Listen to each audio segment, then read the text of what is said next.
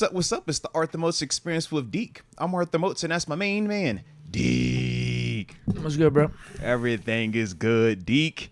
Everything is good. You fresh to death. Shout out to the Beautiful homie boy. Tuesday in the Berg. Hey, man, we got some nice weather out here today. I feel like I'm back It's in Florida. unreal. It's like 60 degrees. We back in Florida with this temperature. They talk about, oh, you don't get any nice days up in the Berg. Shoot, yeah, we do. Still gloomy, but No, it's a sunny compared to yesterday. Yesterday was Sure. gloomy with the rain. Today, I was like, yo, I can actually see. Deke, I threw the sunglasses on. I felt cool this morning, man. I ain't even gonna hold you, bro. I'm driving the kids to school like, hey, let me find out this an LA type of morning while I'm dropping the kids off in December, man. Yeah. I'm liking this, man. I can get around with this. I can it dig gets this. back to like the 20s in a couple days. It does. It's either tomorrow or the next yeah, day. we don't have much But of then this. after that, I think it's all 40s and 50s for a good stretch. Shout out then. Okay. Hey. Man, we're only in December, and I'm looking at the weather every day.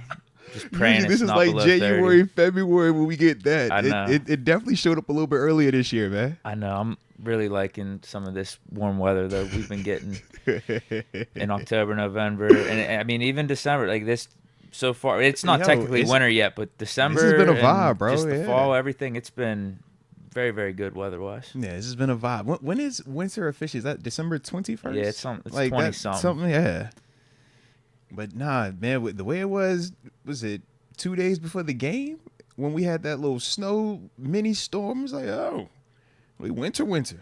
So yeah, man, definitely enjoying this though, man. Definitely enjoying this right now, bro. What's the word? You got the Bucks on. Man, shoot, bro. I felt like, I had to make sure that we kept our alliances strong.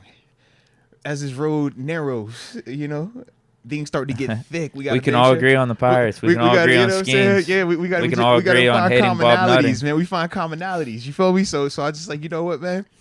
Can't have any complaints with this hat, right? Penguins jersey on Thursday, Hey, maybe? look, there is no Major League Baseball team located in the 716. There was zero any way that you could tie this up there. So I just felt like this was a safe thing to go with today. All right, so that was the thought process, and then I figured, I'd rock some of the merch. I ain't wore the merch in a minute. Let's throw the hoodie on or something. You know what I mean? But that was the thought process behind it, Deke. So hopefully everything is good. Either that or you felt like you couldn't wear the Yankees hat after the Juan Well, Soto you seen signing. that whole situation. I'm just like, bro, you ain't go far. If you went to the Dodgers, like, I get it. That's a lot of money. Literally went, Is that more right per year than Otani's? Yeah, it's the highest deal. Yeah. Oh, my God. Yeah, 15 year. But literally, it was a $5 million difference between what the Yankees offered him, bro. That's the crazy part. You're just like, so what was the difference between 760 versus 765 million? Like, Oh, it was just $5 million for the yes, whole bro. thing. It wasn't $5 per year. Yes. No way. Yes, bro. That's No what way. we're just like. I don't know, bro. I don't get it, man.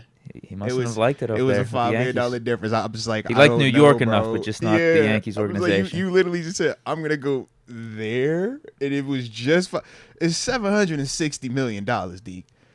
Yo, 765 is you that much happier at that stadium than this stadium, bro? guess. Like, That had to have been the that's X factor. wild. Yeah, man. I was just like, holy smokes. I was not expecting to see that one, but yeah, that definitely left the Yankees hat right where I was. I'm gonna get the Pirates one. Let's go Bucks, man. Skeens isn't leaving yet. All right. Not yet. Yeah, we still got some Read time some with Skeens. articles. I don't know why I went down a Bob Nutting rabbit hole yesterday. Why you want to do that to yourself? You know what it was? I was listening to Coward, Okay. and he was talking some baseball. It had something to do with the Juan Soto deals, and he was ripping on Pirates ownership. He's like, Okay. Big stars. They're going to go to big cities. They're gonna pay them the most. It makes sense, and this and that. And he said, if you're a Pirate fan, or if you're from Pittsburgh, like, don't be complaining about Soto signing this mega deal or that there's no salary cap. Blame your owner. Your owner's the billionaire. And I was He like, has wait, enough, is he over a billionaire? And he's just refusing not to. I know that's what everyone says, and he is on the cheaper side. But I didn't know like how much money like he actually had on the backside. That's what they say. He's like cheap because he makes a ton of profit running it as a business, but he does it pour into like. Well, and the actually fact that he has a retaining ton of money players. elsewhere. Right. That's the whole argument. Yeah. I could see if this was his only source of income or one of his only sources. Yeah. My God, Mm-hmm. it just That's made me, why they it point just directly at disgusts him. me. And then I was reading articles on it, and it's all true. And then he's talking about saving money on the payroll. He told someone, and it's something to do with like the I guess just like the ins and the outs of like the operations, Mm-hmm. and it was the spring training facility. He told someone that was running that, like, we gotta upgrade this, take $8 million Mm-hmm. out of the budget, but take it out of the payroll, Yeah. like the players' payroll, to Mm-hmm. do that. And, and then you can write it off from a That is business standpoint. just Yeah, disgusting. absolutely, man. Absolutely disgusting. But that's part of the thing that we would say MLB versus NFL. We say MLB won in the sense of no salary cap, so they're able to articulate and put all pressure on ownership. Whereas in the NFL, you have hard salary cap, so pressure goes back to players. We look at players in the NFL and say, I know you're great, I'm great, but take less. Otherwise, you're going to hurt the team, i.e. Dak Prescott, right?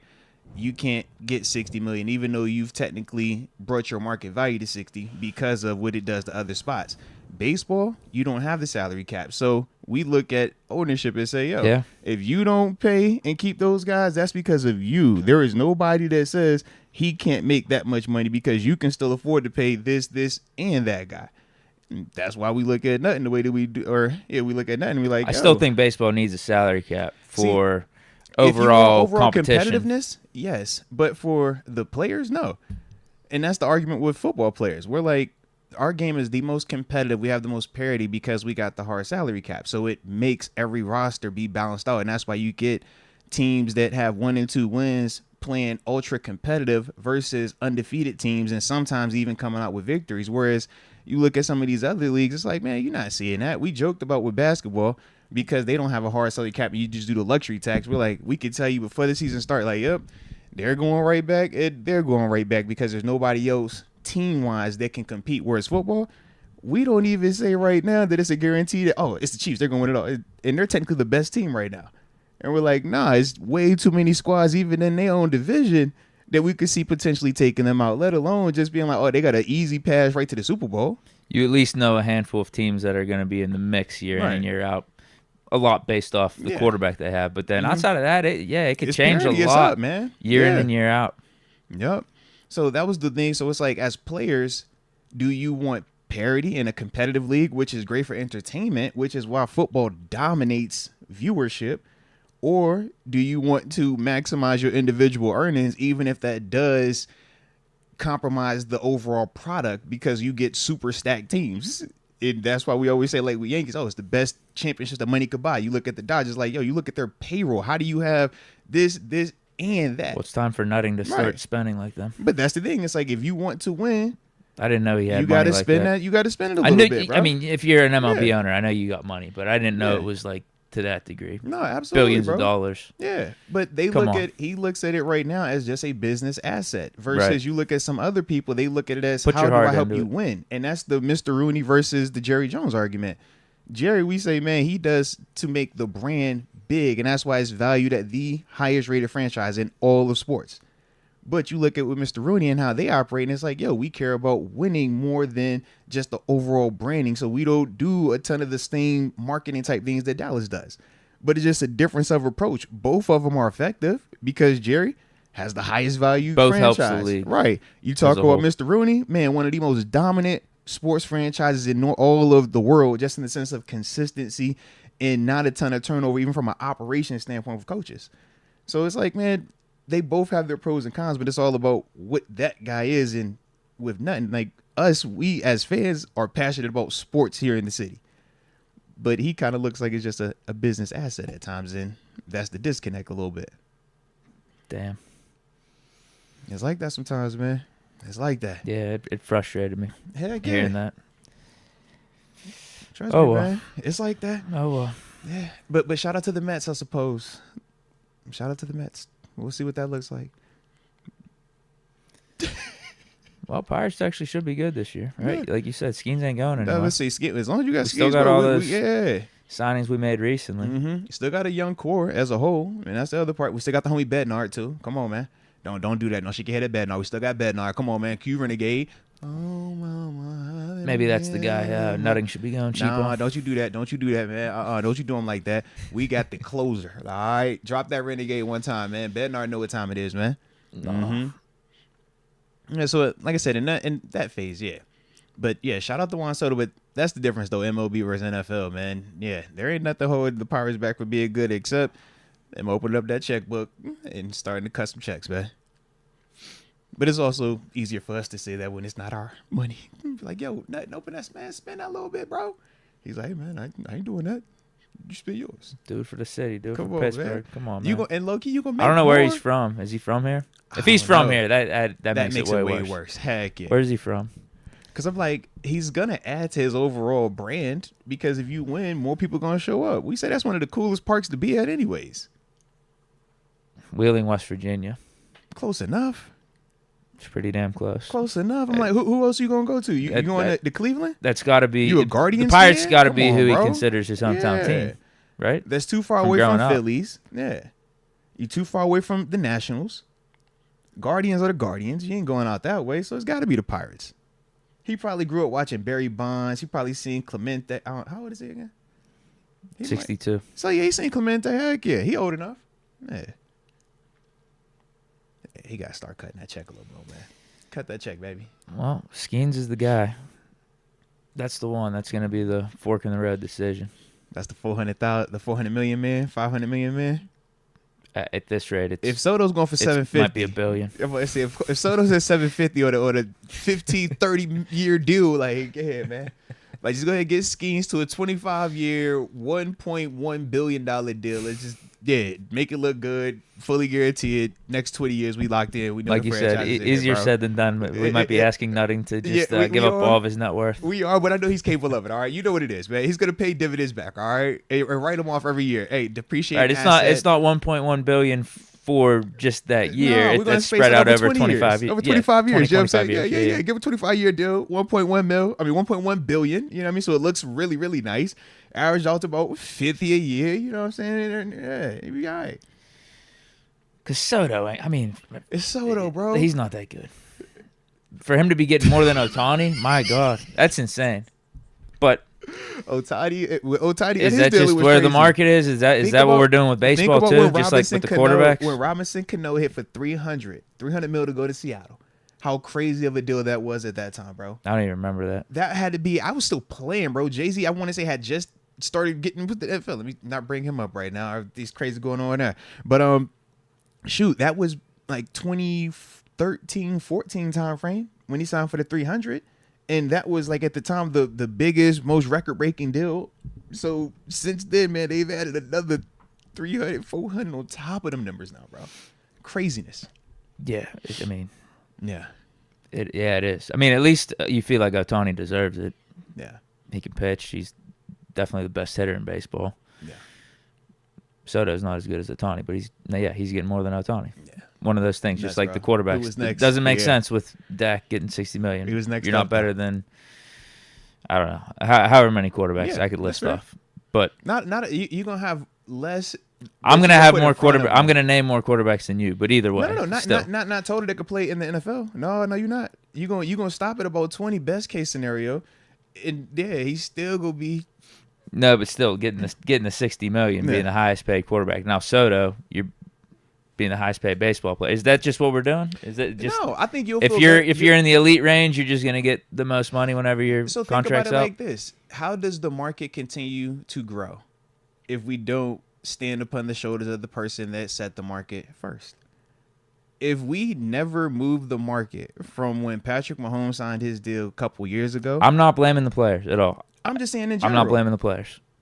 But in the NFL is different because of the structure. Salary cap structure puts pressure on player. Hence the reason why you single out Dak all the time, or people just single guys out. I'm not blaming him for getting the money. I'm blaming the ownership for agreeing to the contract or offering the contract. Now you don't. But for a large portion of it, that has been one of the things that has been your sticking point is the $60 million that Dak gets in terms of why you view him the way that you do. And that's understandable because of the compensation. But as a whole, is due to the salary cap method. That's what makes you point your venom or disdain towards players with these contracts. Whereas in baseball, no one looks at any of these players' contracts and say, "Yo, that's a terrible deal," because you got an infinite source of disposable income with these billionaire owners that can just make it right, go get you another one. Whereas in football, you don't get to make it right. You got to live with that decision for the next however many seasons, and we all got to feel, yo, man. You paying more that? When in all actuality, it's like, yo, he could have paid him that and brought in 3 other dudes. But because we've created this salary cap, hey, now takes the blame off of ownership, puts it on players. That's a great model that they created. I don't know. I don't know about that. You as an individual in this moment, no. As a whole, it's already proven. Because that's why you have everybody says, yo, he either underplayed it or you need to stick with the contract. Hey, man, you can't ask for an extension. Hey, take less. Do a team-friendly deal. That's all of it working together right there. We just don't understand it directly because of how they've put the cloak over everybody. And it's great by them. That's why I say it's a great business model. Takes pressure off of ownership, puts pressure on players to now we look at each other like cannibals. I can't get $20 million because that takes money out your pocket. But I'm worth 20 and I'll bust my tail for the 20. Ownership could pay all of us. But he's going to make it where now fans look at me. If I take too much and you leave in free agency and I don't produce to the point that we're winning, y'all looking at me like I'm the issue. That's the salary cap.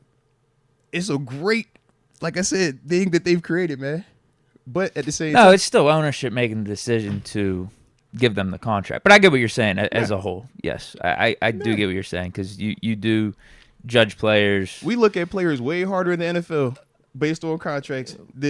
I'll agree with you on that. I'll agree with you on that. But I also do think it is up to the organization to offer the contract and pick what players to pay. I would agree. Like they have that decision. Yeah. We just don't highlight that enough is what I feel. Well, I'll highlight it with the Cowboys if you want me to. I mean, it's what it is. I do. I think they were in the wrong for giving Dak that $60 million contract. I don't blame Dak. Sure, you get your money. Hey, man, it's part of the thing, though, man. I don't see any of it changing anytime I think that could have been one of those fork in the road moments or sticking points for an organization where they said, we don't have to do this. We don't have to. Let's try the other path. Yeah. But Dallas didn't, and they got Dak for 60, and yeah. So far, not good. But not good in terms of wins and losses. Good in the sense of overall brand, though, because you kept the head of your company, Dak. Well, again, if that's all you're looking for, that's what we said with Jerry. What is his? If that's what the Dolphins are looking for with Tua, whatever. I'm a Steeler fan. What can I say? Yeah.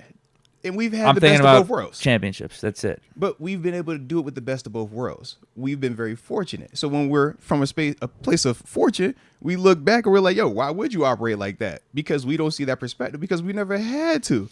But when you've been on the other side and you haven't and you've been starving, it's like you better pick something to get good at, pick something to stay relevant with, and pray that that lucky star falls to you at some point in time in the process, man.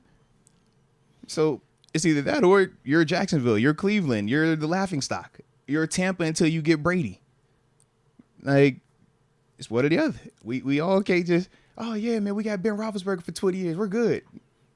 How many Ben Roethlisbergers have played in the NFL, man? We talk about Hall of Fame quarterbacks in the past 20 years. It's like we named the same people. We were just lucky, bro. So that's why we like, yo, shout out to us, man, as Steelers fans, bro. Yeah. I like it, baby. I like it. Did you have a Deke thought on the front end?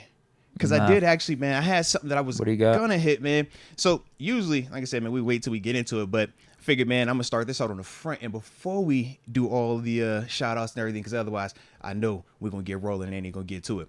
But man, I wanted to go back to the game, man. Going back to Sunday.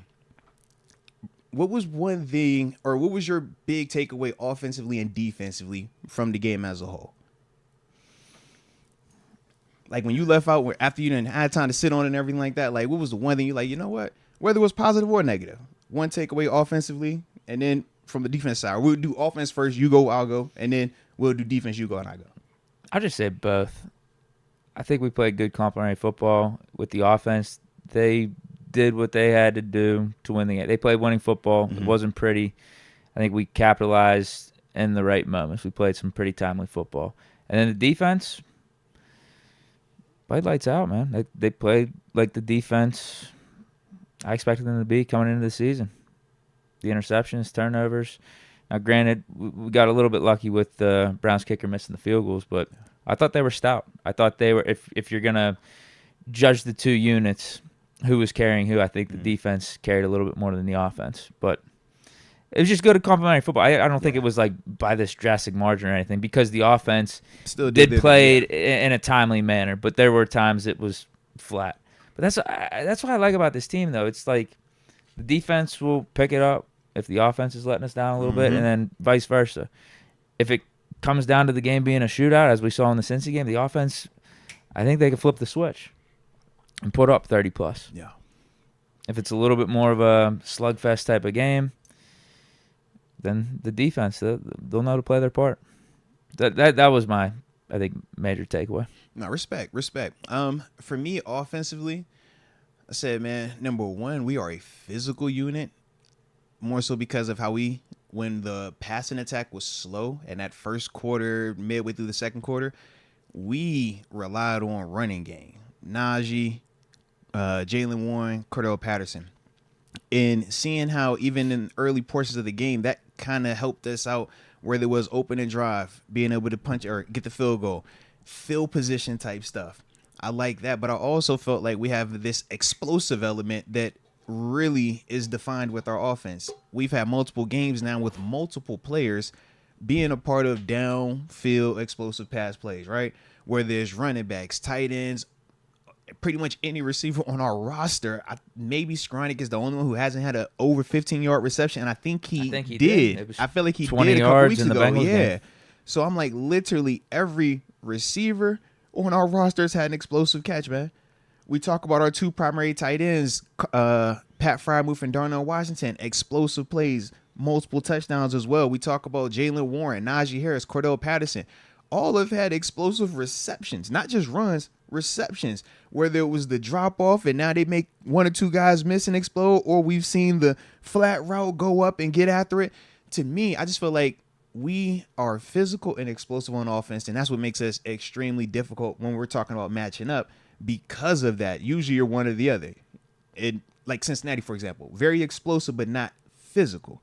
When we talk Baltimore versus most teams, they're more of the physical. Now they've had the explosive as well, but we know that's if Lamar can do it consistently enough with those receivers, that's the question. Weather's getting a little bit colder. Right. You start playing some better teams. That's the part where like, yo, sometimes that disappears from the Ravens offense. Yeah. Absolutely, we've seen against us, against the Eagles.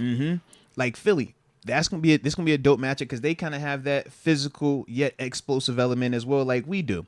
Yeah. But that was my big takeaway offensive. I just felt like it really was confirmed because now it's been multiple weeks, different quality of opponents, different elements, and everything in between. But yet that has still remained a constant. Even when we lost in that Browns game, we still had some explosives that showed up, and we're like, all right. We just felt like, yeah, man, a little bit better conditions. We can go out here and do what we do. Better week in terms of not a Thursday game on the road, and everything held true to that. Now, from a defensive standpoint, I left out and I felt like, bro, we just got a variety of playmakers. I'm like, man, Keanu Benton and James Pierre were the two to get the turnovers this week. Going into the game, that we'll name all these other people. I'm sure them two names wouldn't have came up for who was going to create the turnover this week. But each and every week, Bishop forced the he did with the pressure. One. Absolutely, man. Great job by him. Coming off of a good interview. Heck, see, and they said the interview was cursed. I'm trying to tell y'all, man. Hey, man, we got good juju with the interviews, all right? So check the Benny Bishop interview out if y'all have not done so just yet. But as a whole, I was like, yo, variety of playmakers, man. Whether we're talking about the turnovers, right, the splash plays, but also even just your routine TFLs or splash plays in the sense of physical. Talk about Landon Roberts, right man. TJ Watt, open and play, get the TFL. We talked about E-Rod with the blowing up the offensive lineman, but the big TFL on fourth down to get the turnover on downs late in the game. Just different people each and every time making a play, stepping up. And then you still got your usual suspects. You brought up TJ. We talked about Cam Hayward. Dealt with 2 sacks in the game. We know what Highsmith did in his first game back. Yeah. Cooked.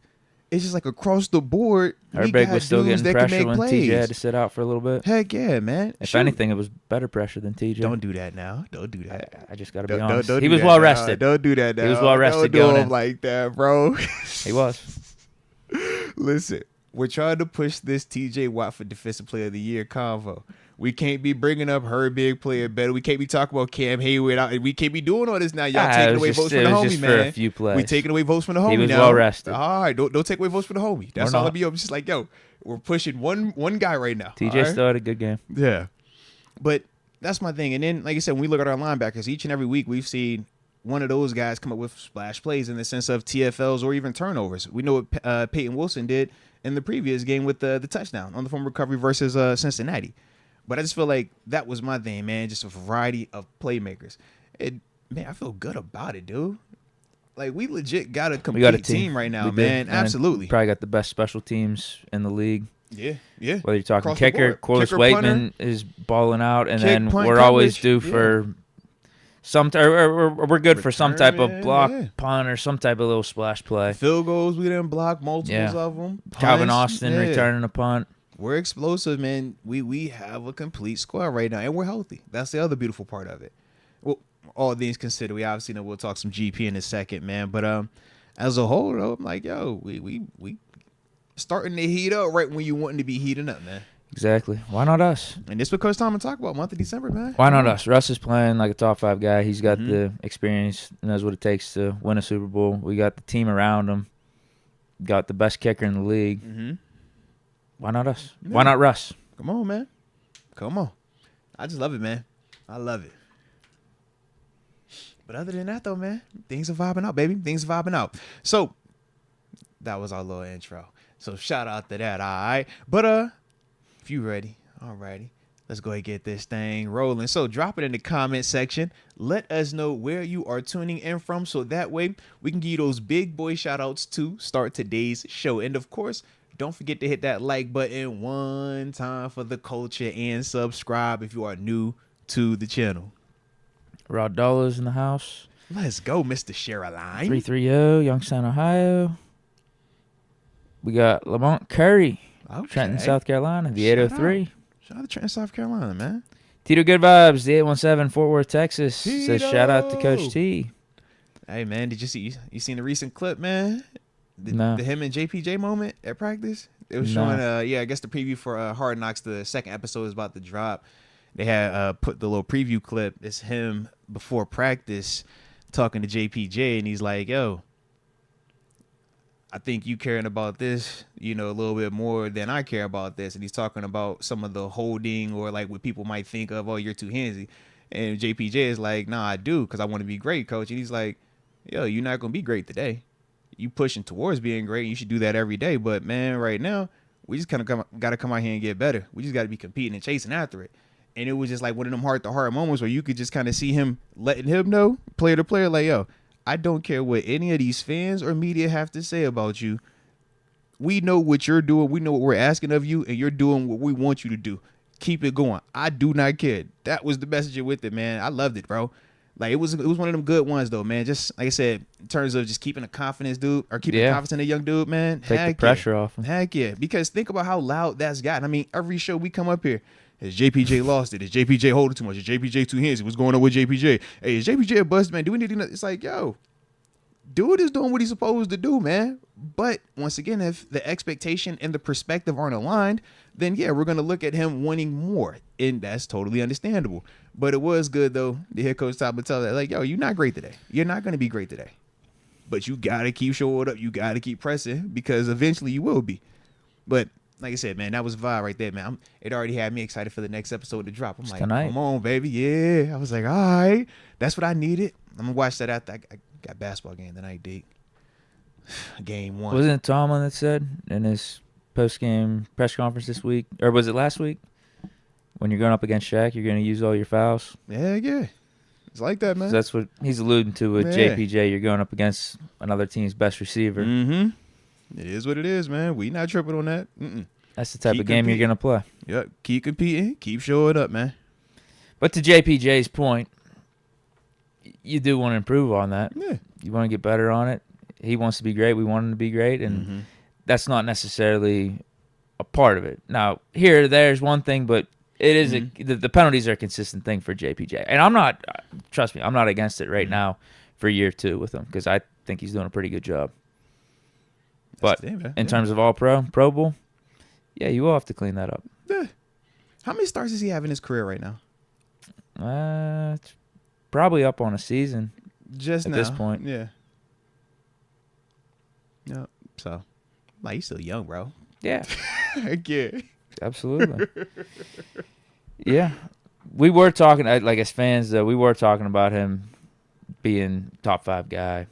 All-Pro, Pro Bowl this year. It's just not. Yeah, it's just not there yet. But you're still playing good. As fans and media, there is nothing wrong with that, you're supposed to love. You're supposed to be over the top about it. Like, that's he what played, it is. Yeah, he played lights out his rookie year. Right. It's just as players, what Coach Tomlin's communicating to him is something that every player deals with, and depending on how you handle it, can determine how you play.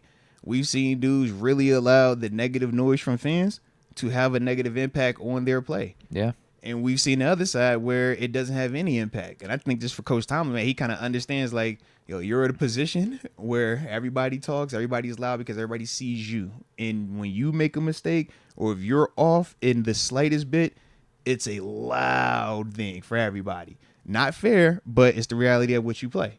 So I just like the fact that he's letting them know ahead of time, like, bro, you keep showing up, man. Because that's the thing. I'm even seeing in the comments, bust down JPJ, he's got him in the top 10. He says top 10 max.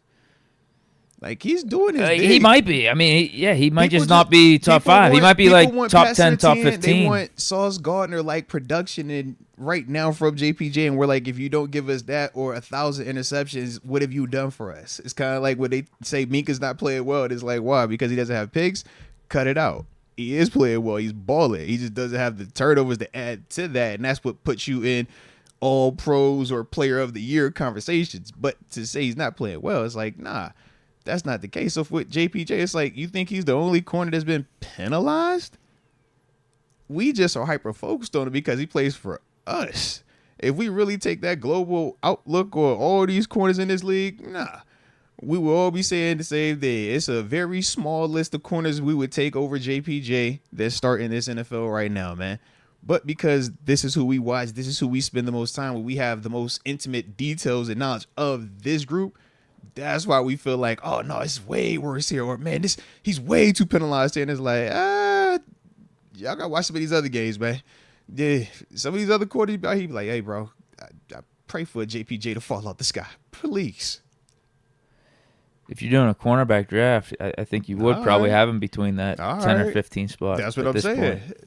Like if you want to, like, at his age, maybe you are picking him close to the top 5, top 6, top 7. He's in the conversation. Is what we're saying. Yeah. And think about how long it's been. Like when we talk about like legit bona fide, like homegrown. Because obviously we know with Joe Hayden, we had to go get that after the fact. We even talk about with Steve Notes, it was like that's after the fact. But one of them homegrown ones, it's like, man, we praised up Cam Sutton. It's like, yo, we love Cam, but we don't feel like Cam had this type of ceiling at corner.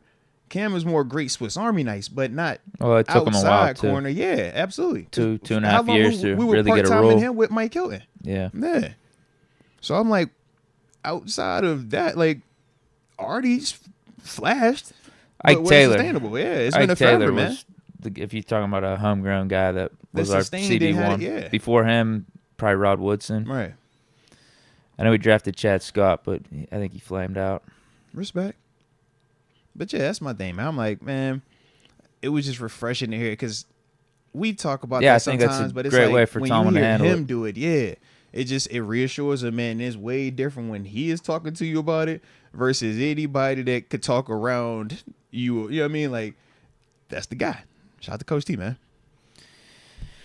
All right, where were we at? We're doing shout-outs? We were doing shout-outs. Oops, my bad. How do we get here? The Don Hefe Kwan, 323, Watts, California. Shout out to Watts, man. One time for the coach. If you know, you know. Malvo does it. Says JPJ's in top 15. He's top 20 to 25. I would be interested if we did a cornerback draft right now. Especially if you say 25. Like, now, you may call me biased, but I do think I'd be picking him in the top 10 at least. So I think before the season, I was picking him top 5. I'm going to just name names off the top of my head that I would put in the conversation. It's only 2 that I'm like off the top. And Gardner. Yeah, those are my definitives ahead. Everything else, I would have to go back and look. But let's start talking about it. You got Jalen Ramsey. You got Stingley. You got Stingley. You got Ramsey. You have Reed, the opposite corner in New York. I'll take JP over him. Once again, it's a debatable. Is all I'm saying. So you got DJ Reed. Let's see who else is in that convo. You throw Tariq Woolen in there. You're gonna throw Christian Gonzalez in there. That's 5 I just named. Alexander. Yeah, Jair Alexander. We're at 6 right now. Okay. Shout out McDuffie. L'Jarius Sneed. Just because last year he was the highest. That was the guy. You're right. Just in the at conversation. 8, though. I'm just at 8 for the convo. Let me think. My man in Atlanta, AJ Terrell, same like in that family. All right.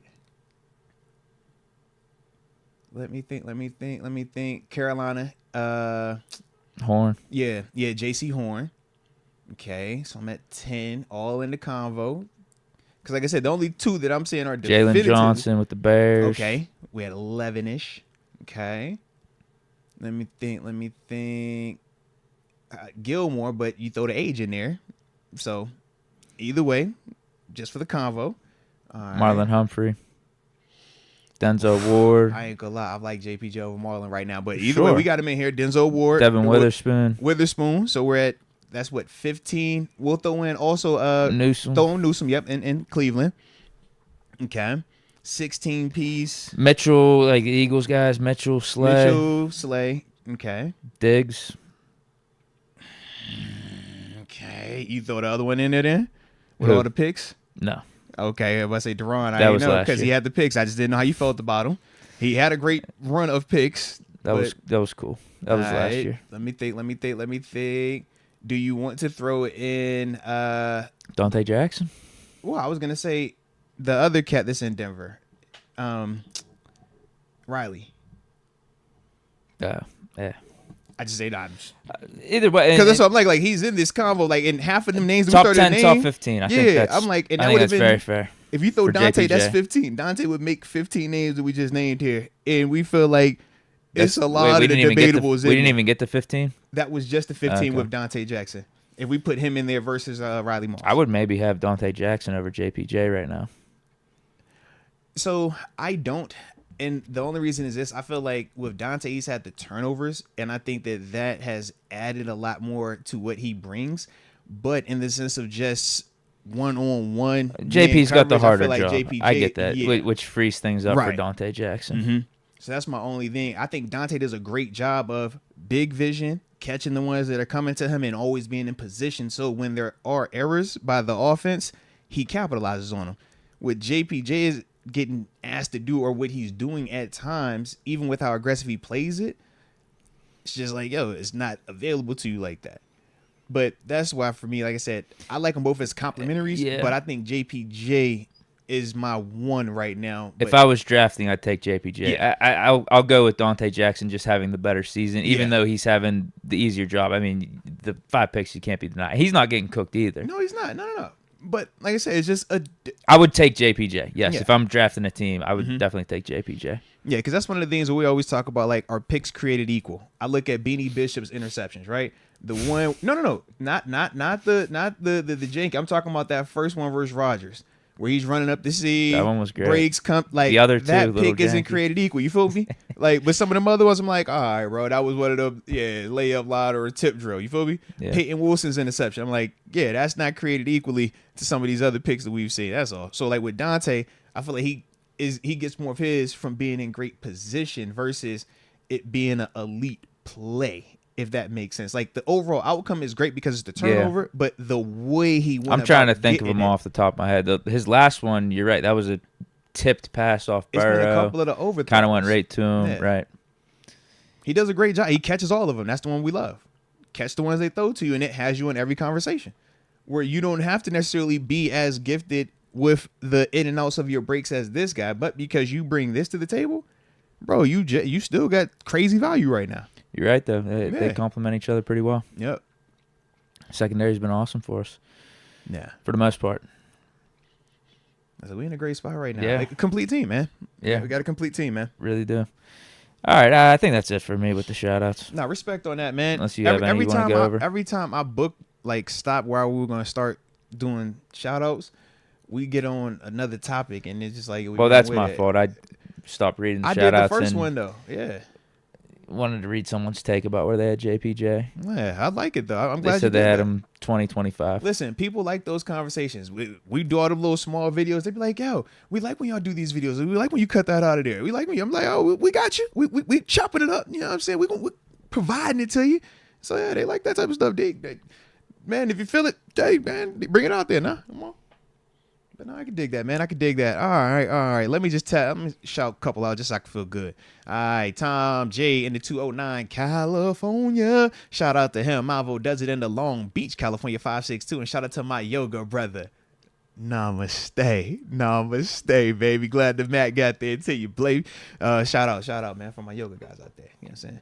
All right. Then let's see. Got the homie Buzz down in the 415. Yay area. Shout out to the Bay Area. If you know, you know. And last but certainly not least. Ooh, all right, y'all both came in at the same time with your comments. Let's clarify that. I know some of y'all are a little immature like myself, but Nick Bit in the 508, The Woo, Juice Bellamy in the 610, Villanova, and DC 53 right here in the 412. So salute to you, baby. Salute to you. All righty. Now Bravo's pretty attentive, says Moats finally not wearing Bills gear. He's pumped up about it. That's wild, man. That's wild. Y'all try to do me like that. I wear black and gold a lot, especially on this chair. Like I think 90% of my attire up here is black and gold, bro. Yeah, I even threw the gold frames on. I even threw gold frames on today. So I was like, yo, just make sure we're all the way locked in, man. Got my little undershirt that's gold. I was like, yo, make sure we're across the board, man. On brand, okay? On brand. So there we go. And shout out to Steelers Girl 808, tapping in from Maui. 808. Aloha. Hey now. All right. But yeah, man. Black and gold. So let's get these supers rolling, man. That boy 23 says fans spoke the GP injury into existence with the if GP gets hurt talk. But for some reason, I'm not nervous about this game. Cam for the Depoy and comeback player of the year. Oh, we're going to talk that. Trust me, we're going to talk that, man. I like your energy, though. And it is funny. You said, my man, we spoke the injury into existence. Yes and no. That was so long ago. Yeah, yes and no. Like, I get it. That was around the trade deadline. Right. I get it, though. I get it. That's kind of like when they were doing the whole Brady's going to fall off. Yeah, you said eventually one of these times it's going to be right? Except he never technically There's a cutoff period with that. If it happened the week after. Yeah.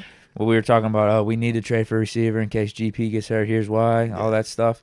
Sure, but I mean that was a while ago, bro. A month and a half ago. Yeah. There's got to be a cutoff point for the jinxes. Yeah. Now it is interesting though, because I felt like the way that Coach Tomlin talked in his press conference, it did kind of debunk the whole is he getting disciplined kind of theory. I know we were talking about that yesterday. We debunked it anyway. Yeah, well, I'm with you, but I felt like this kind of like really put the kibosh in it. It was like, yeah. My man had the MRI following the game, and we also got clarity because remember people were like, yo, did he practice what was going on? And I was under the impression that he did practice and that he did pull up, and that was what it was. And that's what Coach Tomlin said. He was like, he had him out there a little limited on Thursday, had him out there doing some stuff Friday. They were trying to be careful with him based on what they were anticipating from a workload standpoint. Sunday, they realized a little bit more serious than they thought, so they operate with precaution, set him down, and then obviously post game was when they did an MRI and they did see something they said show up on the MRI, i.e. the tear. That's kind of how that thing works. You throw the contrast in it and now they look and they shows, okay, if you see it up there, then yeah, you got that going on. Now, to what extent, that's the part that none of us know because they didn't go that far, but Coach Tomlin, the way that he kind of talked about it, you hear him saying like, yeah, if I had to say it today, I'm probably leaning towards him not playing or, you know what I mean? Like, it would be doubtful. Like, we kind of already know what this is. It's the gamesmanship part of it. Don't let them know today that he ain't playing, but we kind of know today. Like, yeah, I'll be more surprised if he is out there than not, especially with the context of everything surrounding this season, this game, and where we are at in the season. Of all the weeks, it's like, yo, we ain't got to risk it this week, low key. No. We don't got to risk it any of the weeks. But I'm saying, like, especially this week, I'm like, it's NFC on top of it. Yeah. I'm like, this has nothing to do with anything in that sense. Like, one game to do it would be the next one, right, Baltimore. That's what I'm saying. We could lose all the games around Baltimore and still win the division. Yeah, that was my kind of thought process when I started looking up. I'm like, I don't even know if I want to risk that though. Yeah. If you're questioning it going into that Ravens game, I'd still rather have GP as healthy as possible for the playoffs as opposed to risking it for this middle game that we have against the Ravens with the rest of our games this season. Yeah. I mean, it would be nice to win the division, get the home playoff game, but I just think GP being healthy in the playoffs is more important than that. Yeah. We could win on the road. We could do it. Mm-hmm. I have faith in us. I think it's way harder to win without GP than it is winning with GP on the road. And I don't know if home field advantage necessarily means the same as what it used to, or at least what we thought it was, because you got the Bucks win. That was COVID year, granted, but you've seen it how many times throughout the last decade, the Bucks 20 won years. The Super Bowl at the crib though. Well, no, and they won on the road every game, but that was COVID. So Gotcha. I'm not going to count that. But just last year, look at what the Chiefs did. Chiefs did it. Packers did it against us back in 2010, 2011. We did it as the 6th seed. So it's been done before. You go on the road, go on a run, and win the Super Bowl. I think health is the most important thing. And I think all those teams at the time, whenever they were going on their runs, they were pretty healthy. They were hitting their stride at the right time, heading in. Are those considered outliers, though? No, I think it'd be done. Giants did it. What they were 6th seed. I think both their times winning the Super Bowl, right? They were wild card teams going on the road every game. If anything, yeah. I mean, I don't want to say it's common. I don't want to discredit home field advantage. As I say, because I think of the Chiefs and the Patriots and the way that they've been able to win them in bunches. The point is, GP healthy is more important than the home field advantage, in my opinion, or having a healthy team going into the playoffs. That would also mean that GP's value to this offense is bigger than anything that we were talking about yesterday, too. What? If we saying that GP's overall health matters more than seeding, yeah, we're essentially saying that GP's overall. I think he's valuable. That's what I'm saying. Absolutely. Yeah, he's valuable. Yeah, because that was the convo we had yesterday. Of like, where's his overall value at when we can see our offense perform, still be explosive, still score points, win definitively without him? What does that say about his overall value when we're talking about just like mentality? Do you come back a little bit more humble? We could win without him. Yeah, I'd rather not, though. For sure. I'd rather have him than not have him. Respect. I still think we could win without him. We just proved that, but yeah, I think he's valuable. What would be a good example of that right now? Like of another team. Like if the Chiefs didn't have DeAndre Hopkins. Yeah. They could win without him, but you'd rather have him. No, I'm with you on that. Bills without Amari Cooper. Yeah. Or I don't know who's their top target right now on offense. Yeah. Okay. We could win without him, but you could win without him. Much rather but have you'd him rather have him for the playoffs. And you'd you'd probably rather have him for the playoffs if the decision came down to having him versus the playoff seeding. Yes. I think that's just kind of what we're dealing with Pickens. It's not necessarily like a Pickens thing. I think it's actually more of a global thing for the NFL. Mm-hmm. Like if you're a team that's going into the playoffs, you want your top guy. You want your top guys healthy for the playoffs. Yeah. Point blank period. It's more important than the seeding. Yeah. Facts. All right, we got that was that boy 23. Shout out Talking to that about boy 23, man. Us jinxing the GP injury. That wasn't a jinx.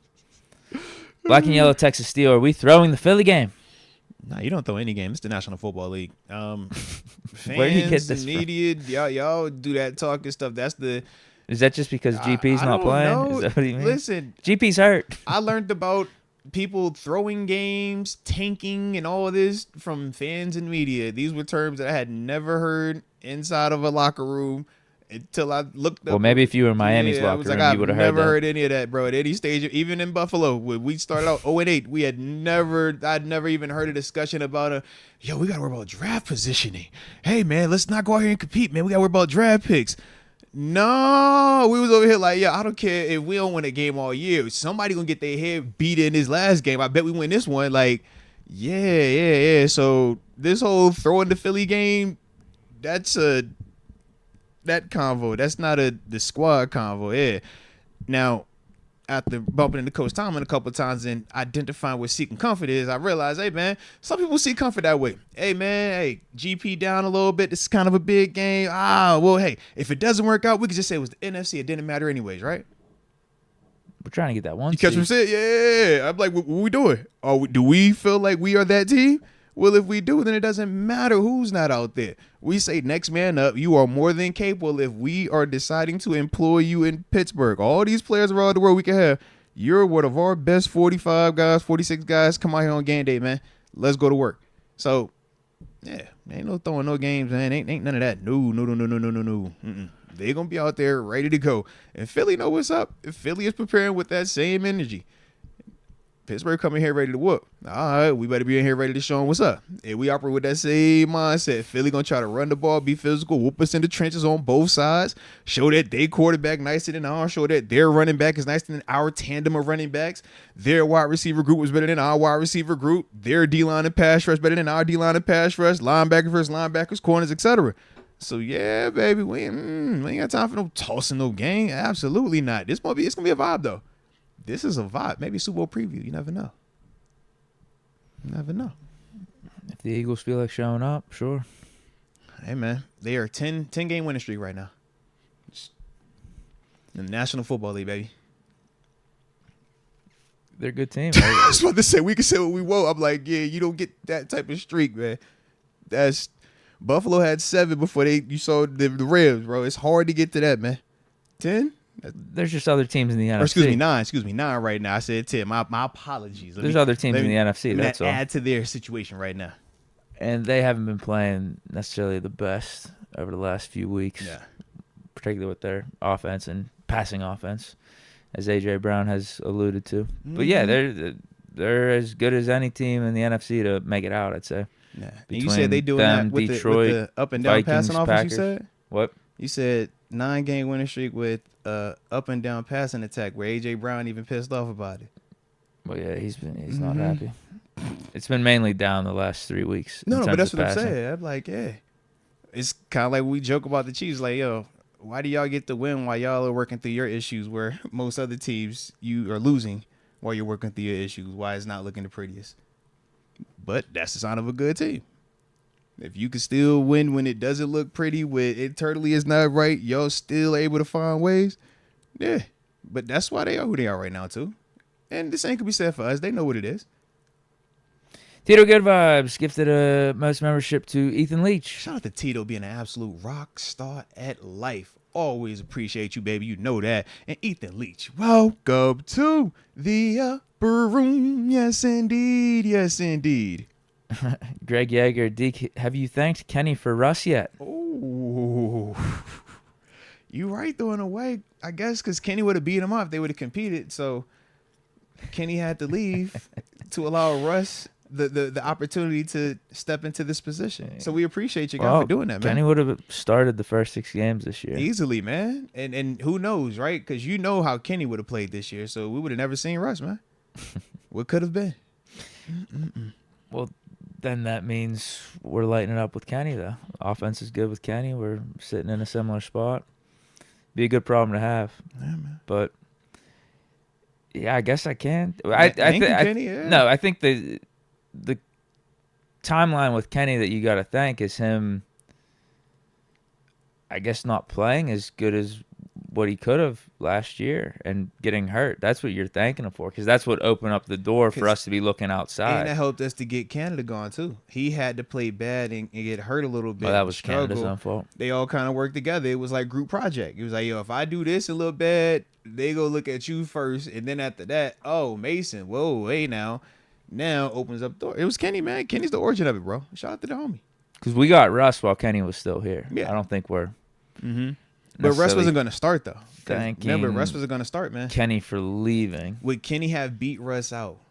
You feel like, yeah. It was an open competition. So, no, I said at the time, I think if you're putting money on one guy, it's going to be Russ. You said it reluctantly, though. No, I would have liked to have seen it. I would have liked to have seen it, yeah. I mean, let it be a competition. If it really is open, see what happens. Let's see if Kenny takes this year 3 jump. But bringing in Russ, yeah, he's probably going to win. Probably. Respect, man. But with Russ getting that cap, Kenny would have had a chance this year. We would have got to see 6 games from Kenny. Maybe in the multiverse, man. I don't know. Yeah, I mean, thank Kenny. No, I'm not thanking Kenny, because again, the part of Kenny's timeline that you're thanking him for is the not so good play in his second year and him getting hurt and how he handled the Mason situation and all that. That's what you're thanking, because that's what opened up the door for us to sign Russ. He sacrificed his own brand, I'm not thanking him for that. It was a sacrifice. I would have rather he made Kenny the play ultimate better last sacrifice year. for us. He said, I can play my best, and I don't think it's ever going to surpass Russell Wilson. So let me do this ahead of time. He just saw it in the future. He was like, let me help everybody out. I am going to take the decision. I'm going to do this. I'm going to put myself in the negative so that we get the ball rolling. And that's what he did. We could thank Kenny for getting us Peyton Wilson. Yeah, we appreciate him for that, man. That's a direct correlation. None of this happens without him leaving. Okay? This is all him. He created this, bro. I don't think. No. It took a lot of pressure off of Russ. You know how much pressure this competing against the first rounder at that team? Yeah, that's way different pressure, bro. Way different. Russ seemed pretty eager to get here, even with Kenny on the roster. Maybe he wanted to learn from Kenny. Maybe that was what he was trying to do. He was like, if I'm on the sideline, I can learn from Kenny. Yeah, he was like, I can learn about the city, Pittsburgh, what it means to be a Steeler. UPMC, he loves going over to Children's Hospital. Like, he's a good guy. He was like, yo, I could do this. I got your back. He never said he wanted to be the starter. Remember that? He never said, he's like, hey, I'm just glad to be here. I want to be here. He never said, I got to be the guy. They told me I'm the guy. That wasn't a demand. None of that. He was just glad to be on the squad, man. That's what we said. Shout out to the homie, man. Kenny did. He opened the door for us, man. Because that was way different pressure for him, man. Yeah. No, that's ingenuine. He said that's ingenuine. Ethan Leach gifted Mets membership to Frank K. Ethan Leach over here paying it forward. Man, let me find out you being a rock star at life as well. So shout out to you. And you said Frank K, I believe that was. Shout out to Frank K. And I just saw Jay Farrell also. So both of you individuals, welcome to the upper room. Yes, indeed. Yes, indeed. AJ Martinez, we should have taken 2 corners that year that 77, that year left 77 on the vine. Not so sure he's a number one. About Broderick. Sometimes with his knucklehead plays, love, respect, prayers to all. Mm-hmm. Shout out to the homie AJ too, man. Always good to have you back in the building. You know that. So that was, we took Broderick Jones and JPJ 2 years ago. Yeah, because Broderick was what, 20? Was he? No, he was 14. We don't need 2 corners right now. Yeah, we're fine. We got Dante Jackson, JPJ. At the time, who was the other corner we drafted? JPJ. That was Levi Wallace, right? Yeah, Levi. I think Witherspoon wasn't here anymore. Yeah, because Witherspoon had just left. This was technically just last year. Yeah. Okay. As I said, it ain't that Seems far. like a while ago. All right, we drafted Corey Trice. He got hurt. Yeah, it was last year. Was it? I mean, JPJ it was became the main guy, but who was? Was it Levi Wallace? And who was? Cam Sutton wasn't here anymore. Bro, why are we? Pat P. Good call. Yeah, Peterson. Pat P. Yeah, that's why we ain't draft 2 corners. Yeah, we signed Patrick Peterson. We felt great about the signing in the offseason. Sure, last year could we have used another corner, but no. After the fact, yes. Going into week 1, none of us felt like that when we signed Patrick Peterson. We ain't felt like that. We were like, yo, we got Pat P. That was a good signing. Yeah, just don't wear 7. Don't Photoshop 7 on you and you good. Yeah, that was yeah. It didn't go left with him until podcast Brock Purdy, and then it was like, well, it was week 1. It happened pretty quick. That's what I said. Podcast Brock Purdy. But at the time of the draft, we weren't over here hollering about, yo, we got to get a corner. No, we was like, yo, we get JPJ or like we wanted one corner. We wanted one corner, but we weren't saying we need 2 guys. It was between JPJ, Gonzalez, Forbes. Yeah. Who else was in that mix? Banks. One other guy. Banks was in there. Witherspoon. Oh yeah. Yep. Those were the guys. So if we just got one of them, we'd be happy. Yeah. So that was the name, man. No, I don't. It's and especially now. Yeah. Sure, if we didn't have Dante Jackson and our CB2s getting cooked out there. Yeah. And I'd even agree. With Broderick, he's still been solid. He's not been god awful. But the obvious thing is the expectations. Expectations are I want all pro or Pro Bowl for my first round draft pick. He hasn't lived up to the expectations without a doubt. No. But at the same time, shoot, I don't think he's allowed to sack in these past 3-4 games, bro. Yeah. He's not playing bad. You know, it's kind of like Pat Meyer actually know what he's doing, man. Shout out to Coach Pat Meyer, man. He got this whole line kind of doing their thing. Mason McCormick, we don't complain about him. I think we actually like him a lot. Zach Frazier, I know we love Zach Frazier. Sayyid Malu, pre-injury, post-injury, we still digging that. And Dan Moore, we've been talking about him. I know Pat Meyer had come under fire exclusively because of Broderick Jones, right? I know that name came up multiple times. When did that happen? Multiple times in here. Just this offseason. No. Multiple times. Not here. Yeah. This had to have been on your other show. No. I don't remember ever. Right in here. I was talking about Pat Meyer times. getting fired because of Broderick Jones and his penalties. Man, we need no. Because the penalty part is this season. You can minimize it, and that's fine. But for a certain, I know for a fact we did. And I remember coming back from the combine specifically talking about that on this show because of that as well. Not just Broderick Jones. Yes. Who was the bad offensive lineman? Did some people not Broderick, think though? Pat Myers was as good as Munchak, who we use an upgrade potentially? But the only person that we could single out as bad on the offensive line was Broderick Jones. Not last year. Broderick was good last year. Who are we? This whole offseason, we talked about drafting a tackle. Right, and then we were like, "Yo, we gonna move Broderick? Maybe not. What's the scenario?" No, not to get rid of Broderick. It's fair. No, it was to be Dan Moore's future I ain't replacement. tripping on it. You know I ain't tripping on it. But like I said, man, shout out to the Hobie, Pat Myers. Shout out to Broderick. Shout out to the O-line, man. They doing their I think thing, Mason Cole was our weak link last year on the offensive line. Hey, it's all love, man. James Daniel took It's a little bit of a step back. Man. Broderick was all right. The same way we want to point the fingers at Matt Canada, Pat Myers was the other guy getting the finger pointed at. It's all good, bro.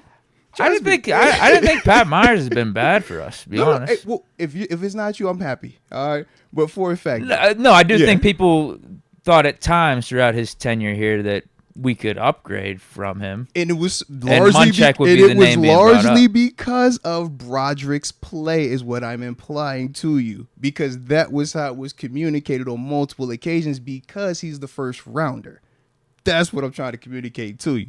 I get it though, baby. I do get it. But I thought we were all high on Broderick at the end of last year. Hey, it's all. I'm with you, bro. Am I wrong? He played good. He's solid. Shout out to the homie, man. Shout out. I'm with you, bro. I thought so. Shout out, I don't bro. know who's saying that, though. Hey, also, shout out, bro. Shout the homies out, man. I ain't tripping on it.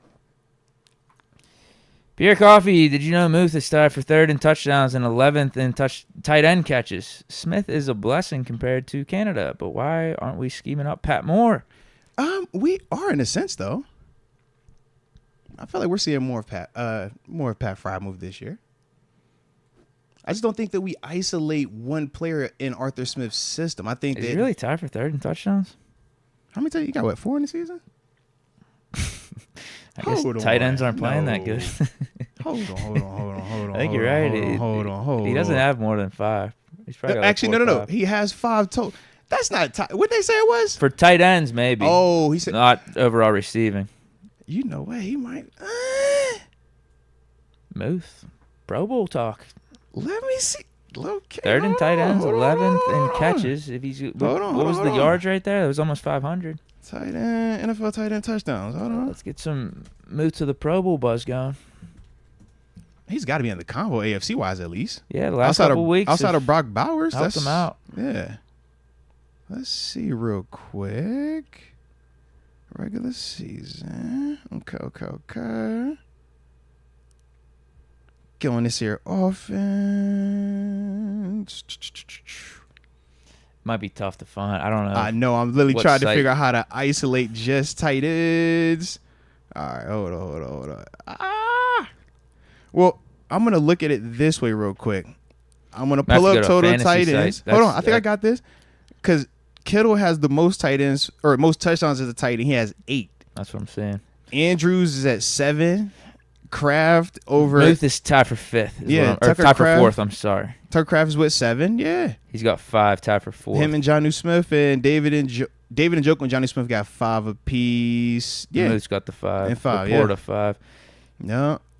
Kittle 8, Kraft 7, and Andrew 7. And then you got That's Ertz. 3 ahead of him. Yeah, Ertz sitting at 4. Noah Gray with the Chiefs sitting at 4. And Cade Otton sitting at 4. I thought low-key and Joker would have had more the way that dude. Hold on, bro. Freiermuth at he in the 12th combo, for receiving yards across the league. All right. And that comment, okay, I think, is one off in terms of reception. I think he's 12th in reception. So maybe the commenter. Oh, I did say Njoku. Yeah, that's right. Looked at those stats last night or something. Yeah. All right. Got updated after the Monday night game or something. I don't know. I like that then, man. He's 12th in catches, 12th in yards, 4th in touchdowns. Right. Either way, Moose putting together a pretty nice season. Well, we know you're going to have an uptick in targets if there's no GP this week either. Like, that's the other part of it. Going back to that contract talk that we were having at the beginning of the show, I would say based off his play this year, Muth is living up to the contract. Yeah. About to Solid say, deal. man, touchdowns, yardage, consistency, availability. That's one of the knocks that's been on him as well, man, being out there a lot more. So definitely like that. I wouldn't say he's outplaying the contract. I think he's playing fair value. Yeah. playing it to a T. Right. Yeah. Because outplaying it would be 800-900 yards, Yeah. 7-8 touchdowns. One of the best tight ends in the AFC. And he is one of the best tight ends in the AFC. I'm talking about being like number one or number two. Right. He'll be on some Brock Bauer stuff. Right. Yeah. Hannibal, peace and love to Moats and Deke and the chat fam. Can we gain any usable insight from Sam Alou and how to beat the tush push? I mean, they've been beating themselves with it at points this year. Yeah. They haven't been perfect. I don't think there's a ton that say Milo's going to, like, teach you about it. It's just literally the personnel, and that's the part that makes it so challenging. And their quarterback isn't like regular quarterbacks. They're weak. Dude's actually very, very strong, so he adds to that tush push as well, and then you actually got them dudes pushing. So yeah, we're looking at Cam Hayward, Larry Ogunjobi, Keanu Benton, Landon Roberts, and yeah, just try to get off the ball. But really, the way to beat the tush push is to keep them from them situations, man. You just look at their success rate with it. It's one of the plays where right now, that is one of the unstoppable things, man. So the best way to stop them is to keep them out of 4th and 1, man. Keep them at 4th and 2, you got a chance. 4th and 1, you know what it is, man. Fight like a son of a gun. Good luck. Yeah. AJ Martinez says, save me from myself. I have a concussion from a school finals project. Going to hell. Hey. LOL, one person from the group is missing in action. JPJ, stop holding. You funny, man. I'm going to just tell you, Coach Tomlin said to that JPJ stop holding, we do not care. Okay? We do not care. Ball out, JPJ. Do your thing, man.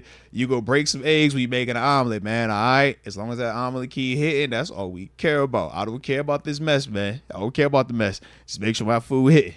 But, yeah, man. Shout out to that finals. It ain't nothing like group projects when somebody's missing in the group, and then that means you actually got to, like, do a little more or actually participate. Because sometimes it's cool to be in the group project and not have to do anything. Just be like, yo, y'all got this. I'm just part of the fam. But yeah, shout out to the homie, man. Mel Bravo, Moats, after retiring, did you consider coaching at any level? And do you think your play calls would get us out of a stadium with a win? I know, facts, man. There was plenty of times, and there's even times daily where I have a passion for coaching. I love the game. I'm a student of it. I love to teach it. I love to educate, and I love to see people just grow. And I'm big on relationships.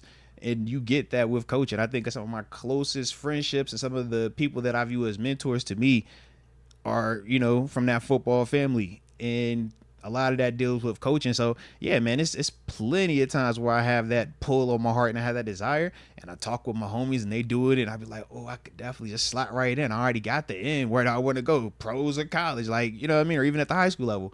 But I'm vibing with the fam, man. I'm big on family time right now. So that's why we sitting in here. And we ain't in that coach room because it's just a lot more hours on that day. And now I got the babies, man. I've already missed long enough, so can't miss anymore right now. All right, but yeah, it's definitely something that down the line, man, I could always see myself tapping back into and doing this. You know what I mean? The shows, man, staying around the game. It keeps you current. It keeps you evolving and adapting with some of the new things. I mean, when I was playing, RPOs weren't a thing that you saw at the professional level, but man, you start watching and studying it at this now. Hey, you better figure out how to stop that RPO. You better figure out what they doing schematically to stay current with it, man. So, yeah, it's definitely something I consider. And for certain, I can get us out of a stadium. Absolutely. Hey, boy, never tripping on that. Absolutely. Shoot, you want to really know Ask C Batch about my calling, my coaching skills. He's still pissed off with me about our little, little 707 situation. Take any group out there, it don't matter, man. I'm gonna coach them boys up right offensively and defensively. We locked in, and we're gonna talk trash, Deke. That's the other part. We gotta talk trash. But I did just look at the clock and realize it's about to be 3:10. You're supposed to hit the homie TG up. So you say he's good? Yeah. Okay. I was like, he's on time now. He was on time. He low key was like, yo, y'all good? I was like, yo, my bad. Oops. So shout out to the homie TG. Y'all hit that like button one time for the culture. Don't forget to subscribe if you are new to the channel. And yeah, definitely no jet sweeps being called if it's on me. All right, it's not a part of my call sheet. All right. Oh, Yo. bro, that thing loud. Oh. Yeah. Whew, chat. Yo. What's the word, man? What's poppin'? What's up? Man, you know, I was over here getting technical with the technology, and I about to blow everybody eardrum out, man, when we called you up, baby. But we here. It's all love. No. They was like, yo, what's this? I was like, hold on, but hear this, and I ain't even got the daggone headphones in. All right. No, We you solid, shut man. it down. Hey, bro. This might be the best service I've heard from TG. Hey, shout out to the homie. Probably because everybody partly deaf right now. My apologies, all right? Hey, this is why I don't do the technology all the time. But I'm getting better. Hey, Okay. the more you Day can at a do. time. All right, get The more you can 1% do. better each and every day. I'm just 1% better, Well, all right? you won't make the same mistake twice, though. That's it. Won't make the You same good? mistake twice. You know what I mean? Not the same. Come you know, on, if man. you gonna buzz something, I need a different buzz. Hey, you know what it is, man. I can't be a on, man. repeat offender. All right, no No. repeat offenses over here, man. All right, and I'm a guy that's continually on the rise. On the Yeah, rise, give me man. new problems. My dog, New man. problems. My dog. So now that we got audio rocked out, now that we got the homie locked in, let's go ahead and Yeah. introduce like how we supposed to. Because, Yeah. ladies and gents, we do got that Pittsburgh Steelers alum. We do got that West Virginia Mountaineer alum where they say Yeah. it's almost heaven. And they got a Almost bowl game heaven, coming man. up as well. But we also We are going talking bowling, about too. my locker mate. One half of the locker mates, the one and only Terence Garvin, aka Yeah. TG. Oh my God! Yeah. Oh my God! We love That was a good him. one. We love Yeah, that was a him. good one. Come on, man. Yeah. Hey, like I had to I say the enjoyed best that one one. for you, man. Come on, bro. You know how we do. You know how we do, man. That was solid. That was a real good one. Yeah. And we are going bowling, man. You know, we are going bowling. I don't want to jump in too fast, but we are going bowling. Hey, you know, what bowl y'all in? Because you know JMU, man. We in the Boca Raton Bowl. It's Boca Raton next Bowl. week, 18 in Boca Raton, Florida. It's been around for a Okay. little while. Everybody know Boca Raton. I know y'all done heard Boca Raton one time, bro. Don't play. Man, and Versus Boca Raton is Western nice. Kentucky. You know what I'm saying? Like we finna see what we trying to see what Boca Raton look like. No, we trying to see. Okay. Yeah.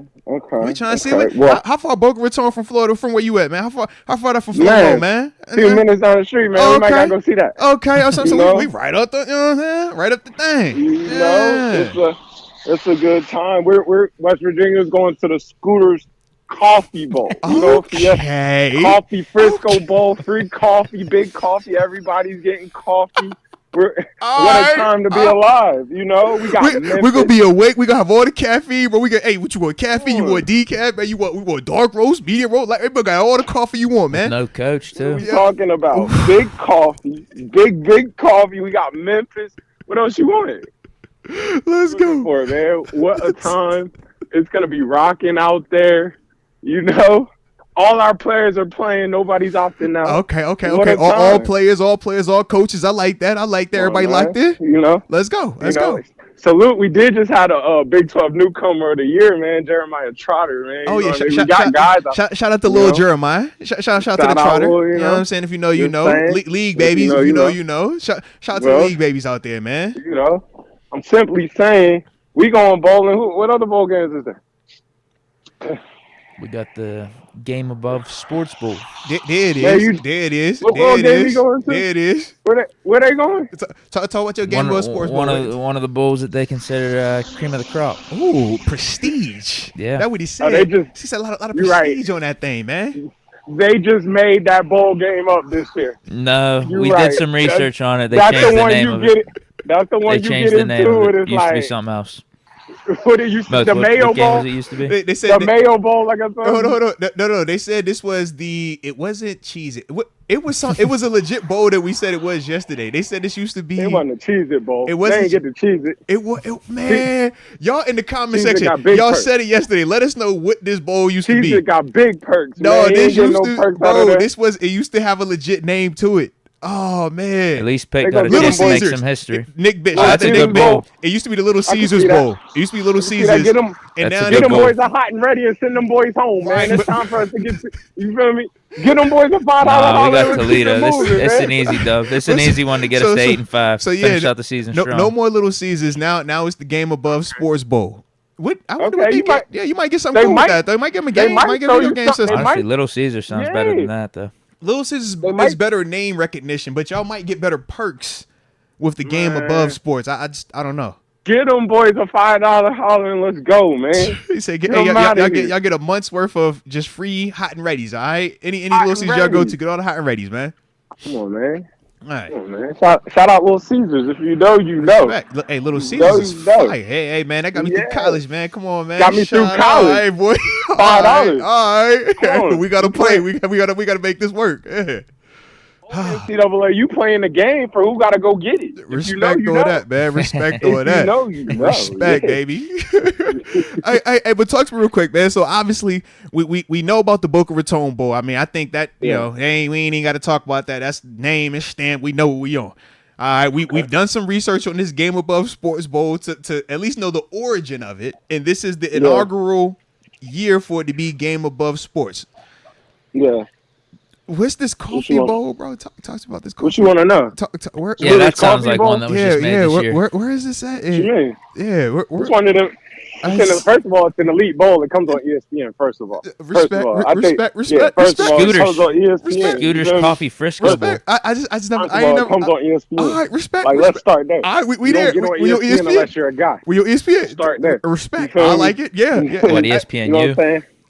No, not ESPN. You were on ESPN. It's ESPN 360. We're on ESPN. We're not on 360. I got ESPN the News. on Deportes. But you say what you want. They said that on the Ocho. Y'all gotta chill, man. That's the chat getting on y'all. They say y'all on ESPN 5 this year, man. I simply said ESPN ESPN, because that Little Caesars Bowls came on ESPN 3 every year. As much as you joking, that's why I said ESPN, because I do know that. I know that Little Caesars Bowl comes on ESPN Hey, fight 3 back, every TG. year. Fight back. So that's why I said we come on ESPN. No, you're We just saying joking, that right now. giggle. You're just But they saying on that off the ESPN top. 3 You every have no day. clue. Fight Come back, on, yeah, man. fight You back. have no clue. Little That's why I Caesars said Bowl, it. where it was getting played. I think it was That's why I ABC, said it. actually. That's I think Little Caesars that's was on ESPN 3. You definitely gotta have cable to get that. You gotta get all your everything. Gotta They be say tight you got to the see that full game. premium package to see this game Yeah. this week, bro. Oh, If you ain't got the man. package, you can't see it. All right, which it's the Frisco Hey, Coffee Bowl. all I know is Game Above Sports Bowl this year, or formerly known as the Little Caesars Bowl, Are y'all It's after definitely on Christmas ESPN. or before Christmas? 2 p.m. What? You before Christmas or after Or Christmas? after? Okay. Shoot, Respect. nah. We the big ESPN one before Christmas. We the 18th. Yeah. Wait, 5:30 tap in. Regular ESPN. Like when you just your regular ESPN channel, you just tap on that one. We kicked the whole thing off. Yeah. In fact, when they showed the commercial, and it was like, oh, it's bowl season, all the ESPN bowls, da. Hey, you know when this Yeah, coffee we bowl's was getting like, played? it was the main Moats? one. When y'all playing, man? Next week. What day? Yeah, we about 8 days out. Yeah, we're about 8 days Because out. we on the 18th. We play on the 18th. I know what time it is, but we the big kickoff. We know. West about 8 Virginia is days even out. playing before you. The 17th. Yeah, we're on the 7th. Literally 1 week. Hey, yo, But- you wild, let's- TG. We'll air on let's be real, ESPN bro. and TG, hold on, simulcast on ESPN TG, Plus. hold bro. on, TG. How you playing on the Let's be real, 17th, bro? Are y'all sure Let's y'all on be real, ESPN, bro. bro? Hold on, bro. Like, I bro. know we the big one on ESPN. Can we have a It's real moment, bro? simulcasting on ESPN Plus. It says. Can we have a real moment? Hold on, They bro. might Hold cut on. it on ESPN and keep it on TG, ESPN y'all Plus. playing the 17th, TG? Listen. Hold on, TG. Can I tell you TG, something? that's 7 days away, bro. It's 7 days, man. We staying hot. We stay ready. Just keep this thing going. Let's get to the portal. Is that going to be Bring before in they the even new announce the coach. Heisman? Let's get to it. We still The gonna have portal opened awards. up. Are we gonna know who The all portal Americans opened- are at that point? I don't even know we're gonna have first team Come on, all man. Americans up by then, bro. Bro, Dang. Bro, the portal opened up yesterday. It's 5,100 kids in the transfer portal. We are just simply trying to finish this season up, and let's get to the I next. just get it. This is know? like when you see that vet get released in February. It's like, yo, why you release him in there? Just to get him ahead of the curve. It's just to get him. Yeah, we wanna we're get gonna him help to him out. another We just trying to help team. him out. That's it. I get Get it. it to another Yeah. program. Let's be honest, bro. Like, if you're what time y'all play, bro? Kenneth said y'all playing at 10 a.m., bro. Pacific time. So y'all got the early game, bro. What time y'all out here, bro? It's a 5-star matchup. It's not. It is a night game. It's not like the prime time that it's 9 p.m. They big noon kickoff on the 7th. 9 p.m. That's a bad time. Big noon kickoff, my dog, man. Come on, bro. That's crazy. All right, but let's 9 p.m. is like the bad nighttime slot. Yeah, it's like late. 7 p.m. is the more appropriate one. 7:30. Maybe 8 p.m. You see the excitement. Because both of y'all live down here. I'm not used to being down here. Respect. So both of y'all live down here with y'all units. So it's like, this is our first before Christmas game. We're usually after Christmas. So you got us this year. Like, we're down here amongst the folks, but we all lost. We're trying to get ready for the portal. We took this invitation. We had other invitations, most likely. We took this so we can get to the portal. Yeah. We took this so we can get to the portal and let's keep it moving. We not tripping on this year, yo. This year is over. Respect. We'll be ready to go next year, man. We on to the next. Like, they still dwelling on this 6-6. I dig all of that. You feel me? We don't stay down here. Shout out, bro. We don't live down here. I'm with you, bro. I'm with you. I don't know. This seems like a pretty average year for West Virginia recently. This was a terrible year for us. Last year was the outlier. Listen. If you're not in that play, and I'll give you your shout out. You got Indiana. You can claim that if you really wanted to get some love. You got the least coach. But it's like, bro, you live down here. Like, December 18th is an exciting day for y'all. Like, this is way later than you used to play. You know. We used to college football play. We used to them FCS lives, man. Like I said, we still get used to this. We young kids doing the block. I tell you, we the cousins that lived out of state, and now we here full time. We like, oh, this all right, cool. We just gonna see what it's like for a little bit, you know. Yeah, we just checking it out. They should have gave us one of y'all two for the bowl game. Seriously, like. They should have gave us a JMU. Let us clear that out. Get the portal guys up out of there. Or they should have gave us are y'all the A side? Who y'all play? Are y'all the A side in y'all matchup on the 17th at 10 a.m.? No, they're the B. Who y'all We're play? definitely the A side. Y'all We're definitely the A side. Who are y'all? Memphis. Oh, Memphis is ranked 25. Memphis for certain the A side in this game. Memphis was already they offered Memphis the game first. That was you telling me? They was like, yo, Memphis, will you play on our bowl? And after they covered, they was like, hey, all right, West Virginia, I guess we let y'all hop on. Is that what it was? Oh man, I didn't see it like that. Yeah, West Virginia was the leftover. That's not what I got out of it. Tough, bro. That's not what I got out of that for sure. Shout out to my dog, man. Shout out to West Virginia, man. Shout out to West Virginia, man. Yeah. Well, at least we Shout know out the guys, we can't miss your game, man. It's 7 days from today, guys. All right, don't miss it, man. Yeah. Don't worry. Big the day after kickoff, we man. play, you play, and then they play the next day. We back to back. Like, No, we're after Christmas. What We're day primetime bulls. What day y'all got, man? Literally the day after Christmas.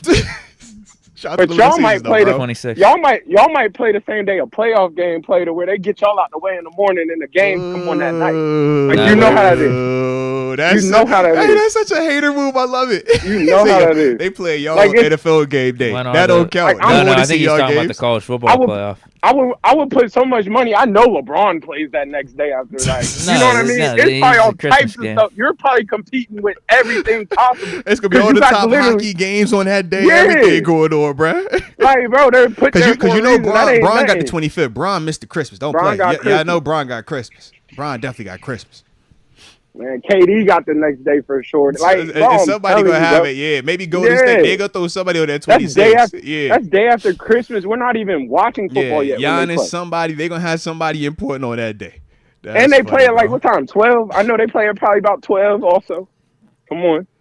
Big noon kickoff. Give me all that same energy you just was big noon kickoff. We'll tell you game, Deke. Big noon kickoff.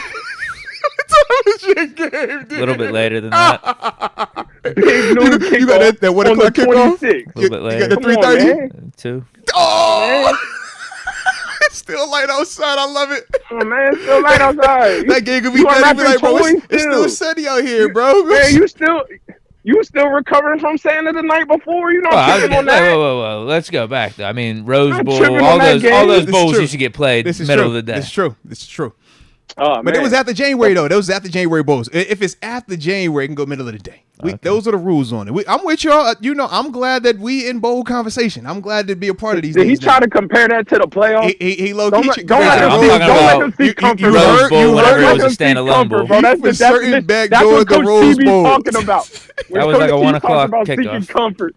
That's what he talks about. Deke for certain tried to slip that in. He was like, "Yo, it's like the Rose Bowl. They played early." That was not like the Rose That was Bowl. smooth. This is not like none of those. You got That a big was noon smooth right kickoff the day after Christmas. Like let's get it over with. I like it. Get them in, get them out. We might not even see that. We'll see highlights of that. You Where know they how play? Where's y'all game at? I have no clue. Oh, You know what? Actually, Detroit. Ooh, okay. Ford Field. Okay, little indoor. And it's gonna be 3 degrees out there. Yeah. It's indoors. It's outside. No, you know, at the line spot, yeah. So they inside, they be good. Yeah. That voice, Don't triple this. I like it, man. man. I like it, man. Come on, man. Don't let him see comfort like that. No, I ain't like you did that, man. You know what I mean? All these bowls get like. They really say it's like the Rose Bowl for real. Rose Bowl play all the games of the day too, which they do. They definitely play the. It'd be sunshine outside that Rose. We be like, all right, it's pretty. It's Pasadena. I like this. Yeah, all I'm saying is don't be knocking the time of day. Are they the A side or they the B side? Hey, Ooh, who y'all play? Toledo. Oh yeah, A side, yeah. Are they? It's Toledo. Toledo can't be the A side, right? Man, Toledo's tough. It's Toledo though, bro. Let's see who's favorite. Respectfully, I don't like that you said that. Coming from the JMU perspective, I don't like how you said it like that. Because we look at Toledo like it's Toledo. Like, yeah. Even at the FCS level, MAC schools ain't want that Respect smoke. Toledo. Even at the FCS level, none of them schools will play us, man. Like Toledo. Man, they don't. Hey, I don't think they got the spreads up for these games. Listen, they ain't want that. Any other MAC squads? They like the MAC squads, they but do they at least won. for next week. They got West Virginia, the underdog, plus 2.5. Yeah. No. James Madison's favorite, minus 7.5. Take the points and get you some Christmas All right. Oh, restart it. West Virginia. I'm seeing James Madison time at 5:30 p.m. What's West Virginia's spread? What's West Virginia's spread? You said plus 2.5. Plus 2.5. So for the non-bettors out there, does plus 2 mean?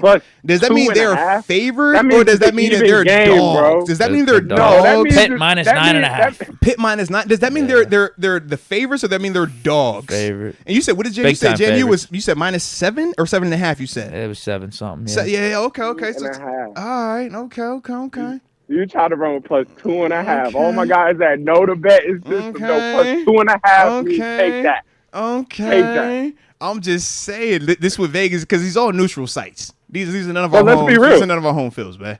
JMU has never played in Boca Raton, Florida before. This will be a new opportunity for us, man.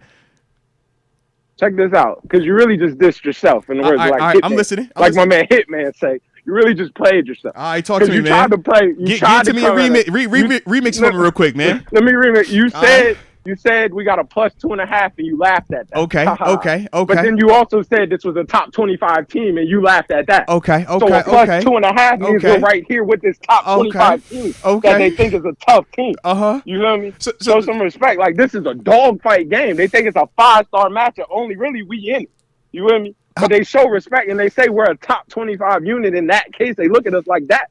Because they're giving us a top 25 team and saying 2.5. That means they don't think we're bad as much as we're playing. I like that means they think we're a little bit of a squad, bro. Talk your talk. Respect. Talk your talk. Seriously, respect. We got our quarterback coming back together. Yeah. We got that coach out of there. Respect to the coach, but we got a new coach. You got to get the coach up out of there. Facts. I did that. All that. What are you talking? Heck yeah, Here bro. we go. Hey, bro, come on now. Facts, bro. Talk your talk. Hey, fight back. That's what I'm talking about. Come on now. Because you just said it. I'm with plus you. 2.5, top 25 team. TG, you know I'm with you, baby. I got a question, though.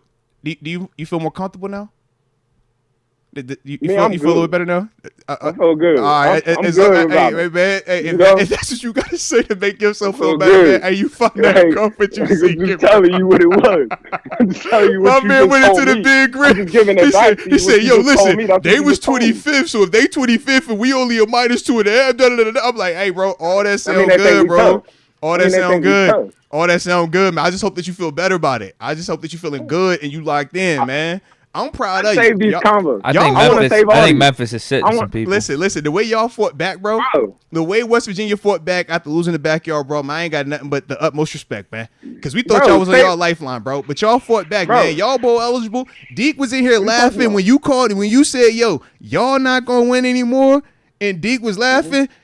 I seen how it played out, man. So salute to y'all, man. Hey, I'm proud of y'all boys, man. I'm gonna be watching y'all. We got time on the 17th. We ain't gonna be too busy, so we gonna watch the game. All right, we watched, and we did beat Kansas this year. We beat tough teams this year. Facts. Kansas beat Colorado, put them out of the championship. Let's be real. We was in a tough conference. Let's not act like that now. Let's not act like that ACC wasn't super sweet. We got to see that Clemson when it won that. That thing was super sweet. You with me? I'm with you. We in a tough Big 12. Like, let's be real, bro.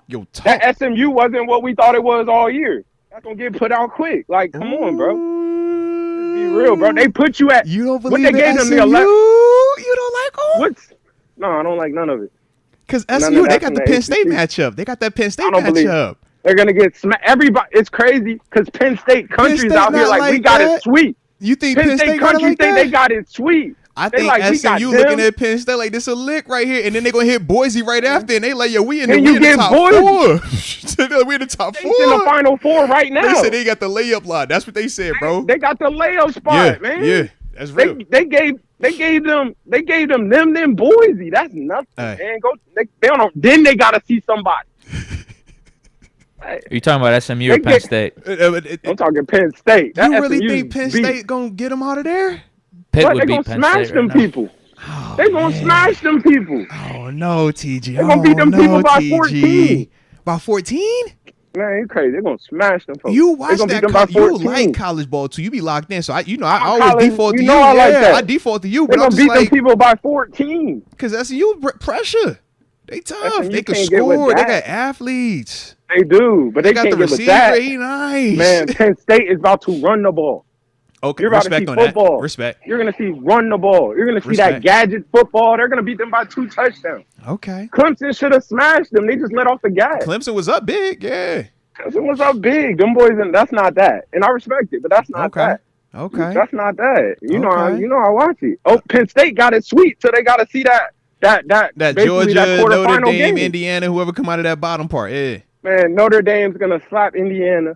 Georgia's not in that lane. Georgia, no. Look, so yeah, I got you. So Indiana plays Notre Dame in the first round. The winner of that will play Georgia. Georgia's the 2 seed. Georgia smashes them. Yeah. And then Georgia sees Penn State off of that. Okay. Because I would say in that same bracket, SMU versus Penn State, winner of that plays Boise. And then from there they would go. And then on the top half, Clemson versus Texas in the first round. Georgia wins the national championships this year. They're going to get Oregon out of there because who's their quarterback? Who's your quarterback? Doesn't matter. But they're going to see if they can get back. But if they don't have to get back, they're okay. The young boy? Okay. They go with the young boy, but they got that element of run the ball and play good defense. They know how to win games. That's a good team. And you like Kirby in the playoffs. But how you feel about you still got Oregon going to have a bye? Arizona State. But Oregon's in trouble, though. Because Oregon got to see the winner of that Ohio State, Tennessee. That's a tough one. And you got to think. The thing we're not talking about is this is week to week to week. So it's like you might got to see that. You see that Tennessee, Oregon. I mean, Tennessee, O State. O State handles that. They come see Oregon. That's a dog fight. Yeah. That's a dog fight. It's not at Oregon either, right? That's a neutral site. Neutral site. That's a dog fight, bro. Our O State team's dangerous. And the winner of that Oregon O State got to go see what's going to be. I don't know if Ohio State makes it out of that game against Tennessee, though. Yeah, because Tennessee is tough. Tennessee is tough. No so you way. say Texas is going to smashing. Tennessee don't play enough defense. So you said Texas is smashing Clemson, or are you saying Tennessee is going to smash Ohio State? Texas smashes Clemson. Okay. Ohio State. Only if they got Arch Ohio Manning. State beats Tennessee. Okay, respect. And you said if Arch Manning is playing, Tennessee wins. No, for Texas against Clemson. It might be close. Might be a close game, Texas-Clemson. Are we talking about Arch Manning? They got Ewing in there. Ewing's going to do his thing, though, yeah. Yeah, what are you talking? Didn't look He's good. going to go in there. Yeah. Hasn't been looking good since he came back. But he had to go against a lot of people don't look good against that Georgia defense. He hasn't been looking right though since he came back. I seen Clemson look terrible and go win the ACC against that same Georgia defense. Touche. You know what I'm saying? Like, let's be real. You sleep on that's still Georgia. Any Arizona State respect? How we feel about Arizona State? They are the 4th seed. They do got a bye. They got the first round bye. They already won. Clemson team. They playing that Texas. Whoever come out of there, anyways. So yeah, we won't feel good about them. Gonna hurt them. that bye gonna hurt them. They gotta sit down for a week. Texas gonna come in there playing football. They gonna jump on them. Okay. Same style of football. Styles make fights. Okay. Texas gonna air that thing out. Texas, they I was got gonna say, athletes. like, Yeah, they got Air that athletes. thing out. Yeah. They're gonna get them out of there quick. Okay. Okay. Mm. Respect. That's gonna Respect. shape up. Respect. That's how it's gonna shape up. Georgia will win the national championship this year. All If you're a right. betting man, go get all your Christmas money back right now. Put it in now. Georgia will win the night this year. All right. Y'all heard it here first. TG said it here first. All right. So y'all hit that like button one time for the coach. And don't forget to subscribe if you're new to the channel. But let's get back to it, man. All right. Let's bring this back up to the NFL ranks. All right. Because we still got plenty of time for that college football stuff, man. But we did obviously have the rematch. Steelers Browns, man, in week 14. Obviously Pittsburgh took care of business. Man, what was your overall thoughts on it though, man? Good Steeler win. It looked like what it was supposed to look like. Like I thought they got punched per se that first round, so they came back. They had a chip on their shoulder. Defense played good. I think Pittsburgh's just dangerous right now. You got that Russ is out there being Russ. If Russ play like this, that's a dangerous team. Because they got Russ on the move. They're moving him. He's dangerous in the pocket right now. They're starting to bring them zone reads into his game a little bit. I think they found Russ's rhythm. They found his game. They found how he likes to play. And you can just really see it. He's sky-high confident. I think they're running the ball pretty well. Like, I think Najee's running very well. Even those little runs. He gets these 3, 4, 5-yard little runs, but they be tough runs. He's making it work. So he's running really well. The touchdown he had, that was a really good run. Being patient, follow behind the block on the split zone, getting up in there, that's a good run. It looks light, but that's a good run. Mm-hmm. So it's like, them boys playing good. The defense is the defense, If they getting their hands on the ball, it's all types of people getting to the ball right now, like, So it's like, it's confidence. You can just see it. Like, I think they found their rhythm. They found who they are. They found their flow. So now it's like, it's right on time because in reality, this is the playoffs. Like you're going into the gauntlet of the season, right into the gauntlet of into the one game matchup. So it's like, you got the Eagles, you got the Chiefs coming, you got a Baltimore. That's a little gauntlet coming. Mm-hmm. So it's like, but I think they're just as dangerous as everybody out here, Like, so you should feel good. That Cleveland game's also a good win. AFC North win, confident. 10-3, that's a dangerous team. Mm-hmm. That's a dangerous team. I think the linebacker play is sky high right now. Like, they're all playing well. I thought 50 played really well, physical. I thought Patrick Queen played well. Like, them boys playing well. I love 41. I'm a Wilson fan. Like, I love My his man game. find the ball, bro. Yeah, he find the ball. Mm-hmm. He get to the ball at a high level. So, I just think those boys are good. That's a good team, man. I mean, That's how a you good feel about team. that old school approach we seen from E-Rod, man? Getting downhill on some of these dudes, man. Physical. Downhill physical. I think that's him, though. You know what Vince going to do. You know what E-Rod going to do. It's like, his style. I like it. I'm not a super fan of just knock out the blocker. Like, I like to get to the ball. Yeah. But he had the TFL late in the game, though. He did. I thought he played good. He was getting downhill. Mm-hmm. I think his week is this week. I think the Saquon week he show up. I think that Baltimore week he show up. Like, he got weeks coming up. Like, it's getting around his time. It's getting cold out. We do got Saquon this week, huh? Yeah, it's getting cold out. I heard he he ain't crazy high though. MVP. Yeah, stop it, man. Nah. I done jumped on the wagon. Chill, I done bro. jumped on the wagon a little bit, man. 17 for MVP. Listen, you gotta Lamar and chill. It's Lamar and him. the offensive Lamar player. him, Josh. The offensive player of the year conversation is gonna be spicy between Saquon, Derrick Henry, Jamar Chase, Joe Burrow. Ooh. Yeah, that's Lamar. gonna be spicy. Oh, Lamar's not in that. Lamar's in the MVP combo. Yeah, he's in the MVP combo. Then Saquon's up there with his Josh combo. Allen got the MVP locked up.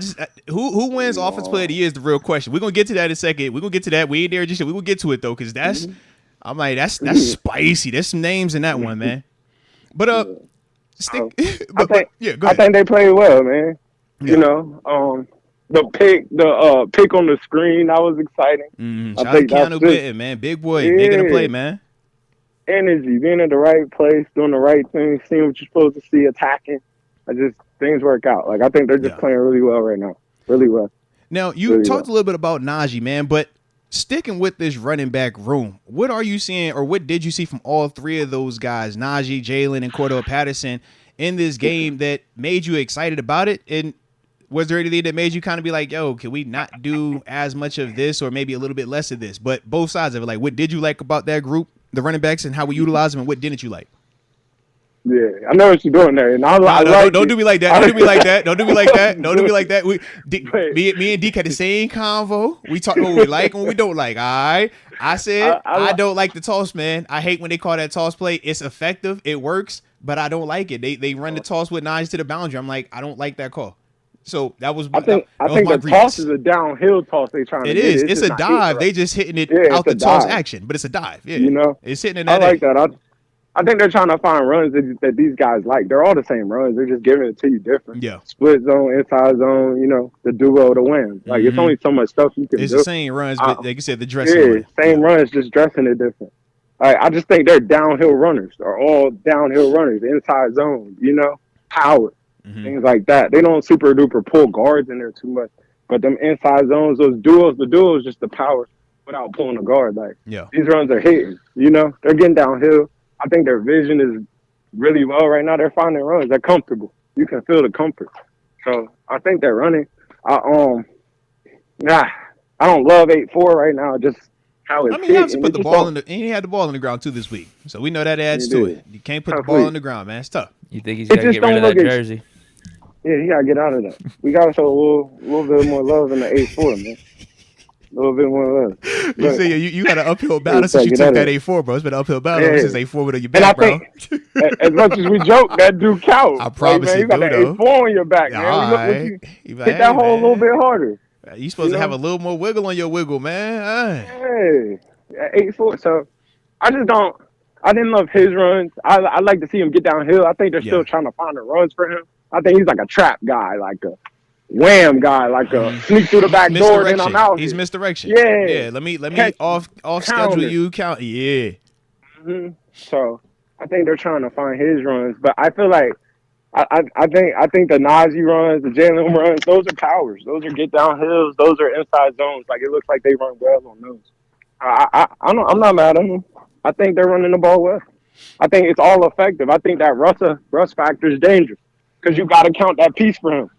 Whether it's a zone read, whether it's him rolling back out off of the handoff, you just got to count that. And I don't know if you peeped it. They started to add the Justin Fields play packages to Russ's game now. Yeah, they weren't calling Russ plays for Fields, but they're calling Fields plays for Russ now. And that's what's making him even more dangerous. That red zone touchdown to Van Jefferson, that's literally the Justin Fields package. Zone read, run option, RPO. I'm like, yo, this is literally that. But instead of it being Fields where we're thinking more run to attack you, this is him. I'm going to hit you with this arm and attack you. But it was literally I'm like, that's the Fields package. And it wasn't the first time. Like, they've called a couple more. I'm like, okay, I'm catching what y'all doing with it. Good. One in the game, he went and I don't know. I think you'll see him again at some point. But they called one in the game. He went and slid. They called one in there. That was the triple option. Like, pull. Yeah, he pulled it in the ring. Yeah, he pulled it in and actually kept it. Yeah. I thought Van Jefferson did a great job. He found space, rolled out, hit him. Little stuff like that. Like, Sure. How did you feel about the receivers, man? We obviously know no GP out here, but with the receivers that did play, Mike Williams, Van Jefferson, Scotty Miller, Calvin Austin, how'd you feel about the gang, man? I think you got to put that tight end in there with them. Oh, yeah, move. Yeah, shout out the move. Yeah. I thought they played well. It wasn't too much. Like, it just wasn't that downfield shots. Like, you didn't see a whole bunch of that.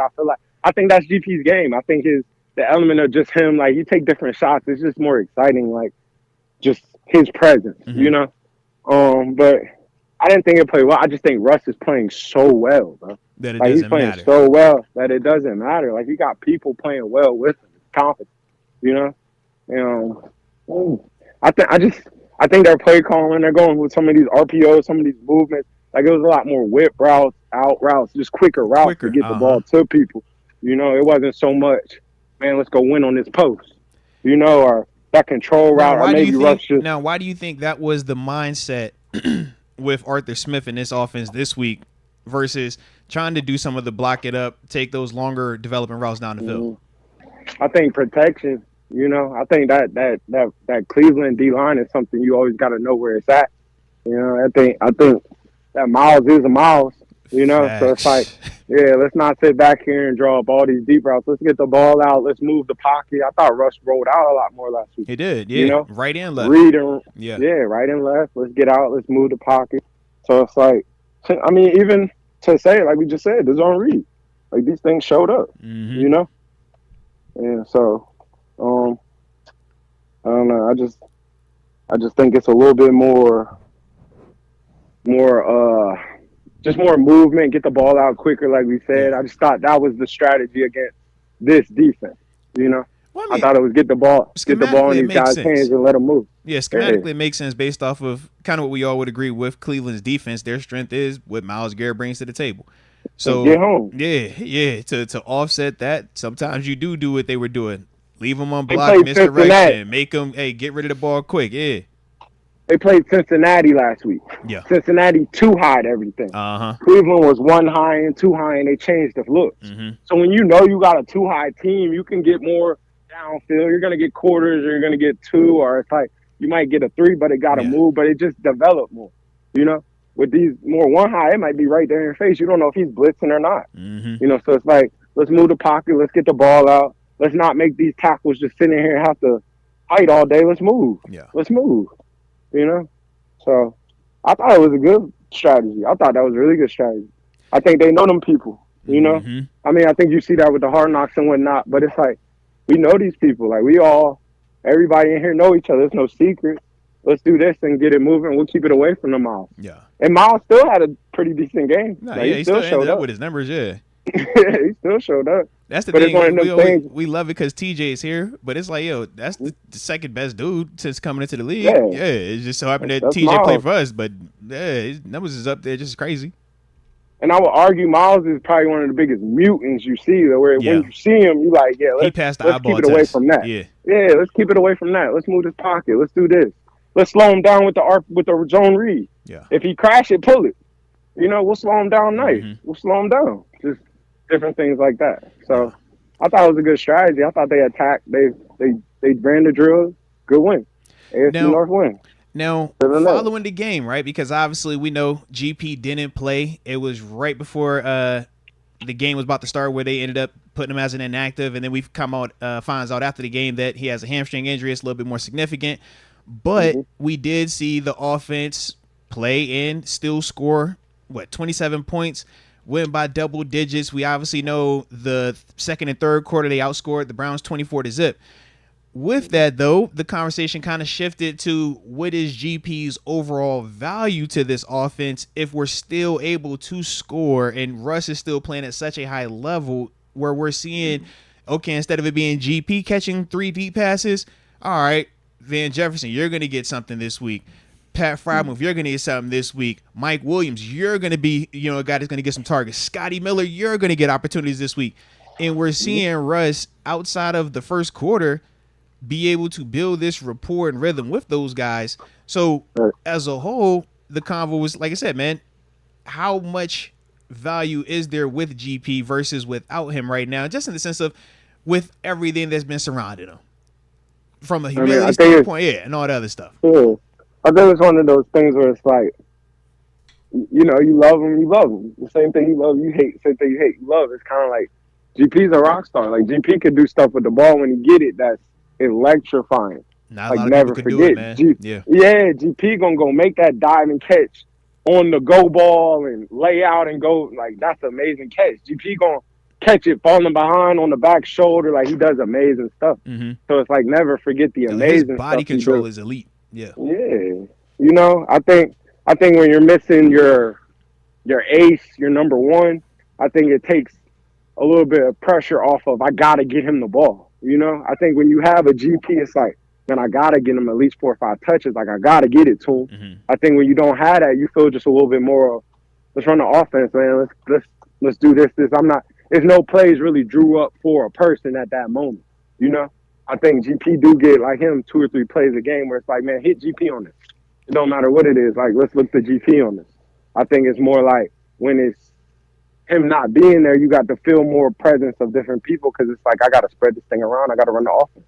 I got to hit where I'm trying to hit. I'm not just, GP, I'm going to find you on this one.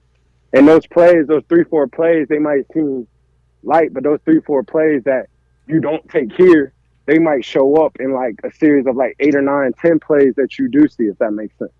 That's like, all right, I didn't take those 4 shots, but I didn't take that, and I threw this hitch right here, and this got me a first down. It just kept the drive going a little bit harder than if I might have took that shot, and now this was a 3-and-out this drive.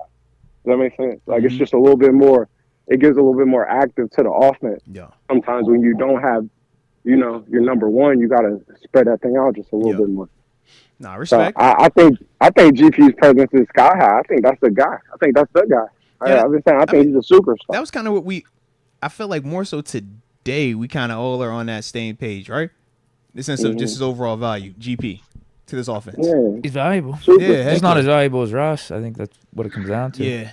Because, the conversation then stemmed to AB versus Seven, who was more valuable. I'd rather have GP than not have him. Yeah, facts on that, though. Facts. Valuable. We saw the offense was a little bit stale without him in the first half. Yeah. Are we on that? We don't need the star receiver? No. But I think people were just more so looking at some of the overall just temperament with GP, man. Yeah.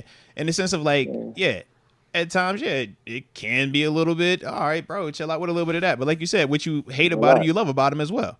So that was the whole thing. It's like, are you ever concerned that, it might feel like it's bigger than this? And we like, I don't think it could get like that, but we'll find out when it does. But that's what brought it back to the whole AB versus 7. And it's like, well, what's the power struggle like? Who, you know what I mean, is the big dog with that? It's like, you're never going to be bigger than the franchise quarterback. And it's like, as long as you understand that, you good. If you don't, then you know how it go. His next game back, he'll go crazy. Yeah.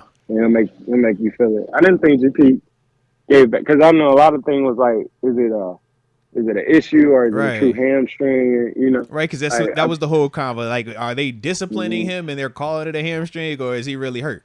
And it just felt like you know, Fireman in the game, like somebody had to get the fine. Like, it's like these guys love him. You know, like jokingly, like guys love him. It seemed like he still was happy, excited to be. He still was GP. It wasn't like he was over there pouting. Like, he had good energy on the side. He low key did. He was engaged. Was that our first time seeing him on the sideline? Yeah, first time he's been out. He's been extremely available. Shout out because we know that's not always guaranteed. So we like that. Yeah, good energy. That's big. He's jumping, he's cheering on his guys. Like, it's like, you know, he definitely looked engaged from at least camera wise. He looked engaged. Yeah, he looked like it mattered. So it's like, I think. You know, I think he's legitimately hurt. You know, I think when he come back, you'll know he's back. You'll feel it. Facts. All right. Sometimes you gotta, you know, sometimes everybody gotta see what it's like without you. Everybody gotta now, feel TG, what you the one who told me you better not let them see want without them you to too. know what it's like. You That's what you never told want me, them to know. TG. You said you start let them get that rep or two if you want to. Let them see with that bagel like you want to. But it could be a positive or a negative. Okay. You know. Okay. I seen. I don't. What you saying? I seen seven go out. Okay. And I seen them I seen them bring in like Landry and different things, and I think it took Seven's value up. Where it's like, let's get Seven back in there, man. Okay. You know? I see what you did there. I see what you did. I remember Seven arm didn't work the whole week. Couldn't move it. Couldn't move it. Couldn't open the door. You was there. Which way did he throw it? Which way was he throwing the walkthroughs? Man, I'm talking about. Did he throw right hand or left hand walkthroughs? Did he throw it? Man, he didn't pick up the fork. You remember? He was, man, I'm left-handed. Everything. Left-handed. Everything's left. But I think that made his value even higher because people was like, man, he got my over. Dudes was like, man. Dudes was like, it's over. You know? So I think it could take your value either way. Like, it just depends what that, per se, next man up do. Right. You know? Okay. What that next man up do. All right. Respect on that, man. These picks, he's going to get Deshaun back in there. What that next man up do. Don't play Jameis like that, bro.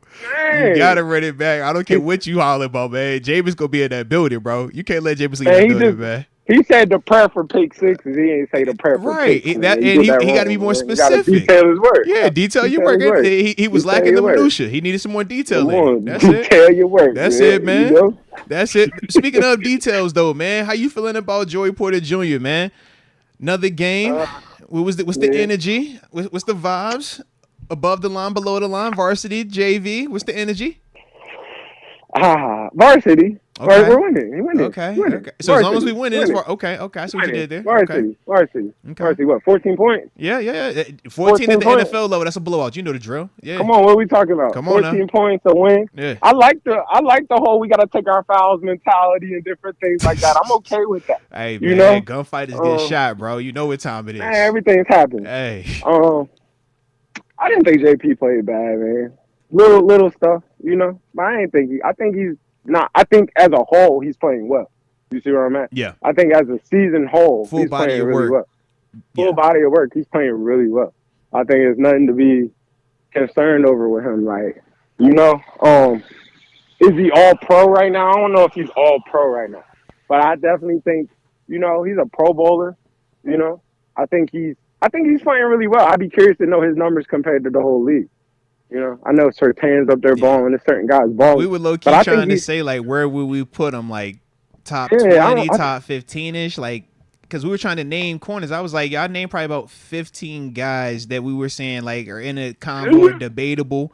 Not better than, like, no. When I said debatable, I was like they would be in the like, got AJ Terrell. Like, that's type of name. Mm-hmm.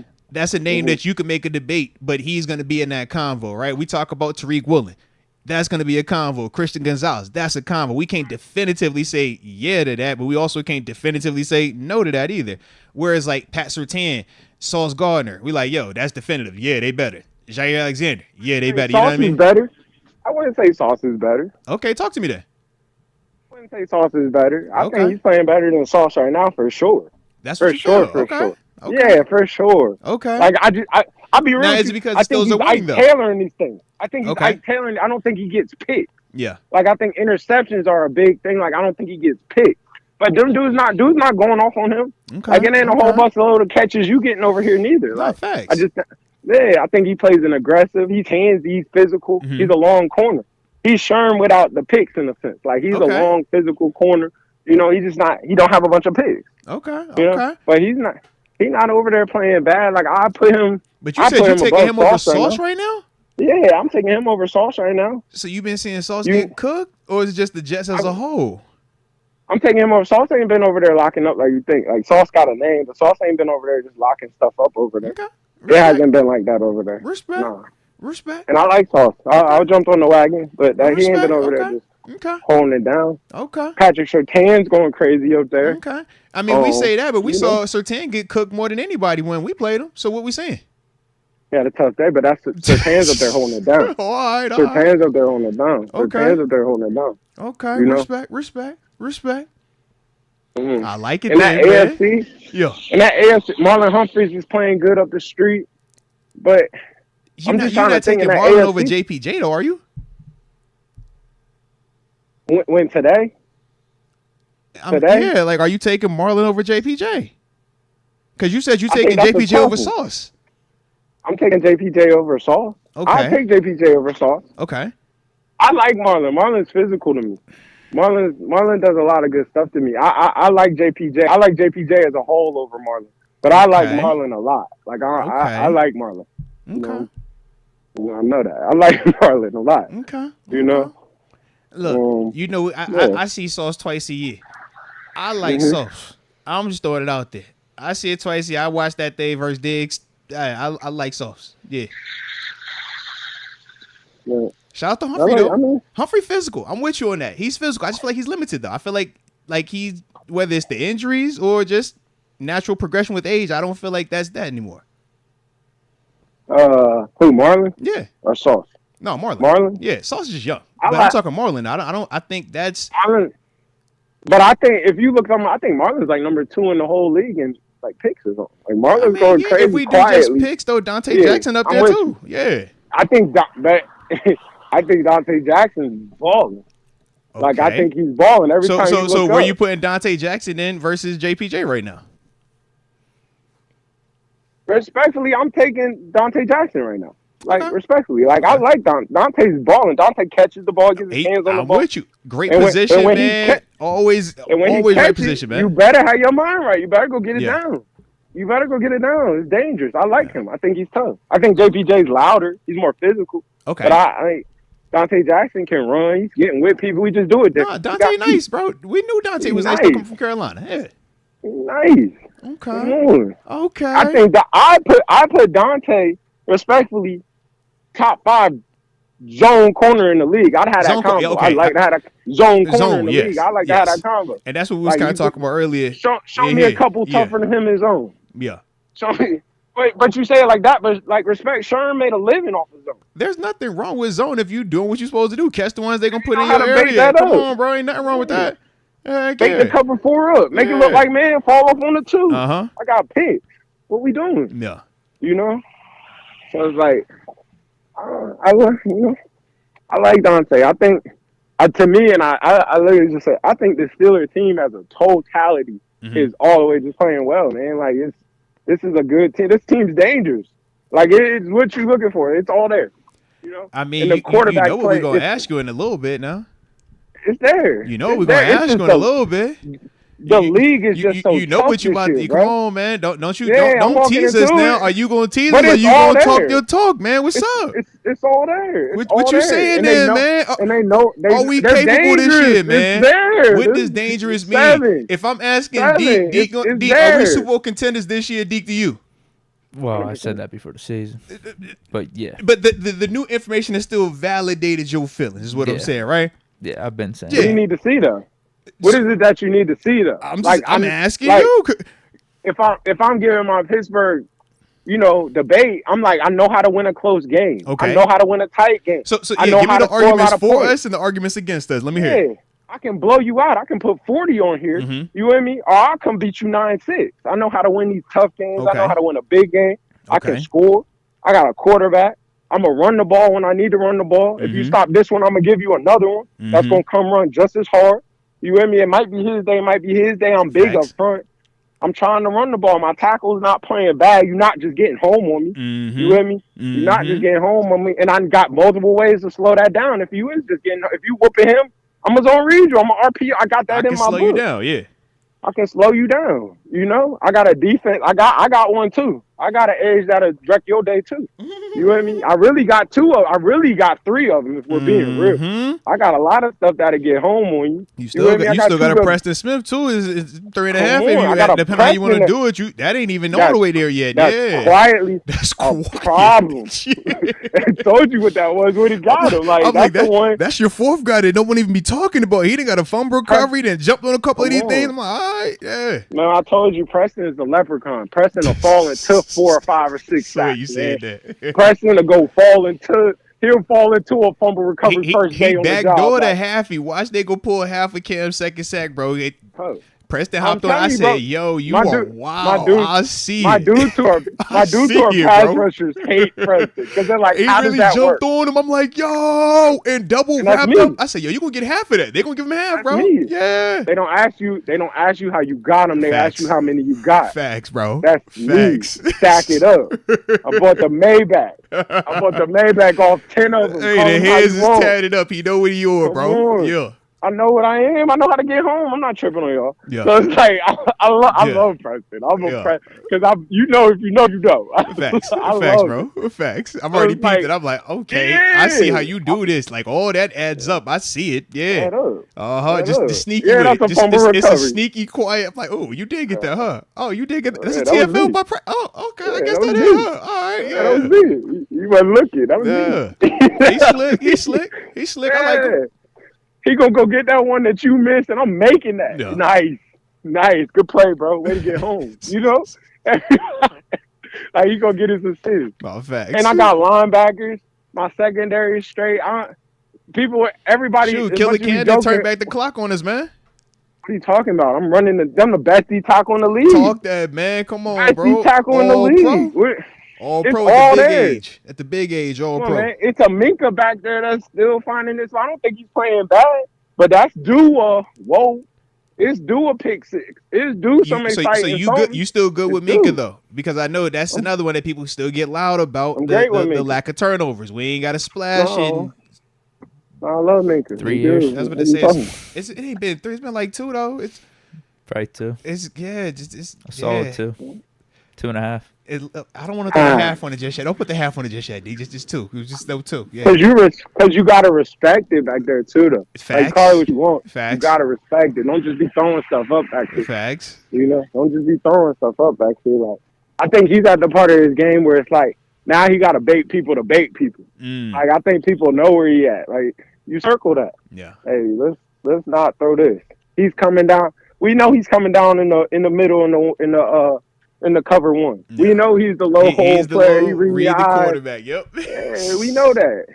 You know, like you know where he's at. Like, not to be like that, but it's like you know where he's at. So in fact, if knowing where he's at, I might not throw that one.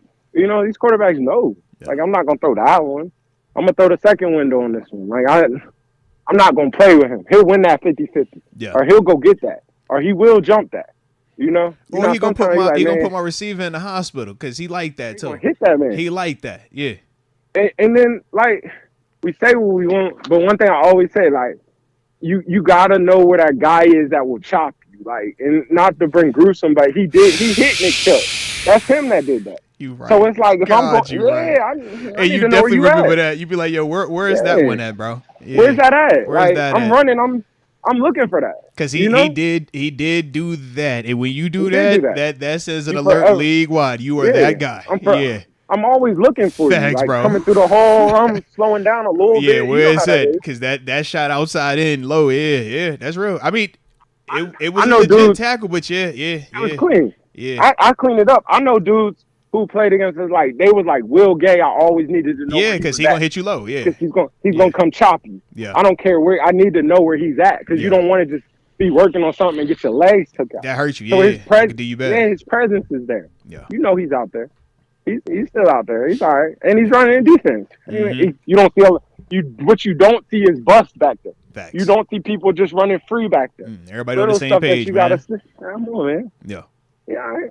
You're doing what you're supposed to do. All right. See, talk your meek and talk. That's what we called you. Come on, man. You know, you do what you do. You do what you do. And I know you got that secondary. You gonna talk that secondary, man. So, hey, defer. That last pick that got thrown, I don't think that was him.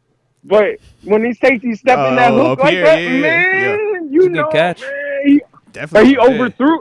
But it's an overthrow. The whole thing is because you avoided that. Yeah, I'm trying to avoid this safety, so I put too much on it. I think it was Deshaun Elliott that dropped down into the hole right there. He dropped to the hook. And he's balling. He should be in the All-Pro. I'm Team 25. I agree. I think he needed to be in that All-Pro convo, bro. He's hooping this year, bro. He's hooping. I don't know if his numbers say that, but he for sure should. He got it. He got the one pick. He has one fumble recovery. The TFL, we got to see TFLs and total tackles. That's because at that position, the safeties, the picks are loud. You got to get picks. They want. I think his presence is loud. Like that one hit where he stuck, buddy. Like little. Hey, bro, like he do that a lot, low key though. Yeah, he a knockback tackler at the safety spot. You be like, hey, all right, bro, he really hitting stuff. I think he's the reason you don't realize Terrell Edmonds not here no more. Like little stuff. I would agree. Yeah. You know what I mean? Like, we got that. He's complete. He could cover. We saw that on display, man and zone, and he could for certain hit, man. And things ain't back there getting busted. Like, always remember that. Never forget. Like, man, it ain't like people just running free back here. Yeah. I'm comfortable. Hey, I think that team is dangerous, man. Mm-hmm. It's dangerous. It's all there. It's dangerous. Now, I'm with you. Crazy dangerous, but at the same time, this weekend we got a team that they also are viewing as dangerous. The Philly Eagles riding a 9-game winning streak, got all the fixings. I mean, they got the starter at quarterback, Jalen Hurts. They got the arguably best backup quarterback in the league in Kenny Pickett. They got some guys. I ain't mad at that. They got some guys. They got a Saquon Barkley, you know, Offensive Player of the Year finalist potentially. You know what I'm saying? They got some dudes over there. You know what I'm saying? Jalen Hurts. They got beef though. He kind of up and down. Beef going on too, though. Brandon Graham apologized and said, "Bro, I made more out of it than what it actually was." They told him. You know they told him to say that, but he still said it. With their podcast. That's what they told him to do. It's friendly fire. It's his own podcast. It's like it was your podcast, bro. Not until you die. You know the quote, boy say, yo, man, I just looked I thought it was something else that was on me. Yeah, I say, oh, man. No, you didn't. No, you I was looking didn't. Into the wrong man. Like, we all ain't see that same clip. Deke, you watched it. I watched it. TG watched it. Boy, you read that perfectly. He thought he was in the IR. He didn't think he was gonna run back into people. Low You know how that low is, key. man. He's like, yo, I don't have to see you guys. They caught my man coming to rehab. Yeah. I say, oh, hey, homeboy, wait a minute now. Come here. We go back on that what you podcast. said. Correct that ASAP. Send a statement, boy. Oh, you don't want no more treatment, huh? You want to use you go rehab on yourself? Yeah. Go get that signal. Go use it. Go use it over there, then, bro. Yeah. You want to make sure your insurance is working. Hey, so you funny, bro. But big time matchup this weekend, though, man. How you feeling about it, man? Matchup. Definition of a 5-star matchup. Yeah. Definition, man. Philadelphia, Pittsburgh. Is it the night game? It's got to be the night game. 425. 420. Yeah, 425. They call it the state. Brady's calling it. Ooh, we got Brady on the call. I don't like that. We got Brady on the call. Nah, man. Tony Romo's supposed to get this, man. Like, no, it's on Fox. It's on Fox. You can't get it. Yeah. Eagles, Philly. Okay. It's on Fox. Yeah. Nah. That's the 18. That's the 18. Yeah. You know Philly picking that up. Yeah. Okay. So that's their big game. I'm not mad at that. We had ours last week though. We took the 18 with Nance and Romo. Yeah. Man, and we look good with the 18 too, so you know that carries a lot more weight. That carries more weight. I'm gonna give them this because that Minnesota game was supposed to be a war. That Minnesota Atlanta, I thought. No, it won't. No, it was not. Don't you lie to yourself like that. That was a regular. That was a regular game, bro. You already knew what that was, man. Your man has turned boom. But hey, you say the Vikings upgraded, huh? Y'all gotta chill, man. Upgraded. Addition by subtraction. Y'all gotta chill, man. Bring in the lefty, man. Bring in the lefty. Hey, listen. They gotta get my dog back under center, running my play action pass. All right, Kirk is a play action pass type of quarterback. They got him in that pistol is janky, bro. That is not his flow. That ain't what he do, bro. That ain't what he do. That ain't what he do, bro. Kirk is a Steeler candidate. No, what? Kirk 1,000% he is. 1,000%. What's he saying? Kirk, all right. He's gonna be cheap next year. If the Russ deal doesn't work, for a fact, if the Russ deal don't work, the Russ deal's working. The Russ deal's working. We're saying that now, but if the Russ deal does not work, for a fact, he will be on that short list. Yeah, Russ number has shot back up to that 40-ish range. Oh no, he's back in the team up. Yeah, he back in that 40 range. He back in the 40 range. The Russ deal's gonna work. Russ will get Cam out of here. No, that's the real. That's the real life because he gonna cost 40. And that 40, whether it's E-Rob, whether it's Cam, whether it's Larry Ogunjobi, you know, Nas. Dang, I forgot about Nas. James Daniels, he can't come back. James can't come back. Kills people. Oh, that makes sense with McCormick. Yeah. But it's like it's a lot of money, you know what I'm saying? Some people, some pieces. We'll see what he takes, but 40 is reasonable. Because he's getting 40 right now. And 40 he can make 40 work based off of what Dak is getting as well. That's $20 million less than what Dak would be making. Kirk gonna come in here and play action and be ready to throw it, man. Kirk gonna be, hey, Naj, here you go, Naj, Jalen, Naj, whoop. Now I'm hitting GP. Hitting GP on that backside dig, hitting GP on that backside post. All right. Bring back KPA. It's going to look like Justin Jefferson offense. That's what it's going to look like, bro. I don't know. Mm-hmm. Yo, that's funny. Yeah, I think it's a 5-star matchup. This is a tough matchup, man. Philly, they're going to run the ball. I think the linebackers got to step up. It's a Patrick Queen type of day. You got to have a day. Because Saquon's fast, too. You know? Fast, physical, vision. Fast. It's all there. Best running back in the league. Facts. He do it all, bro. It's all there. He top two. He top two, huh? You said top 2 running back? No, he's best in the league. You like he's tougher than that. Ooh. Derrick, is it because Henry cut his hair? What's up, man? Yeah, he's tougher than Derrick Henry though. Oh, okay. Because he come out, he's just tough. It's different, but he tougher. Like okay. Because Henry an animal, fam. But I think Henry's more like. Henry's an 18-wheeler, man. Henry's an 18-wheeler. I look at Saquon as that's the Bentley Bentley. That's the nice joint. You know what I'm saying? It's just, get a little in and out a little faster. It could go. Yeah. That one touchdown he had where he had that it's like the the inside zone. He rolled it to the outside and he cut it back and he like spiked it running to the zone. He looked like he's playing scary. in college the way he's running. It looked like college, bro. That's the problem. He looks way faster than everybody else right now, bro. Yeah, he's hitting buttons. Like, he's stepping around. Like, he's dangerous. Like, his side juke, let me cut against the grain and then still have enough juice to outrun you. That's college, bro. That ain't supposed to be happening on Sundays, man. He's that guy, like, you're scared to call stuff because if he hit that gap, it's gone. Oh, yeah. It's gone. Yeah. You know, like, I think you're one missed tackle away. Yeah. Yeah, Derek's more downhill. Ooh, you out your gap, I'm rolling through it. Yeah.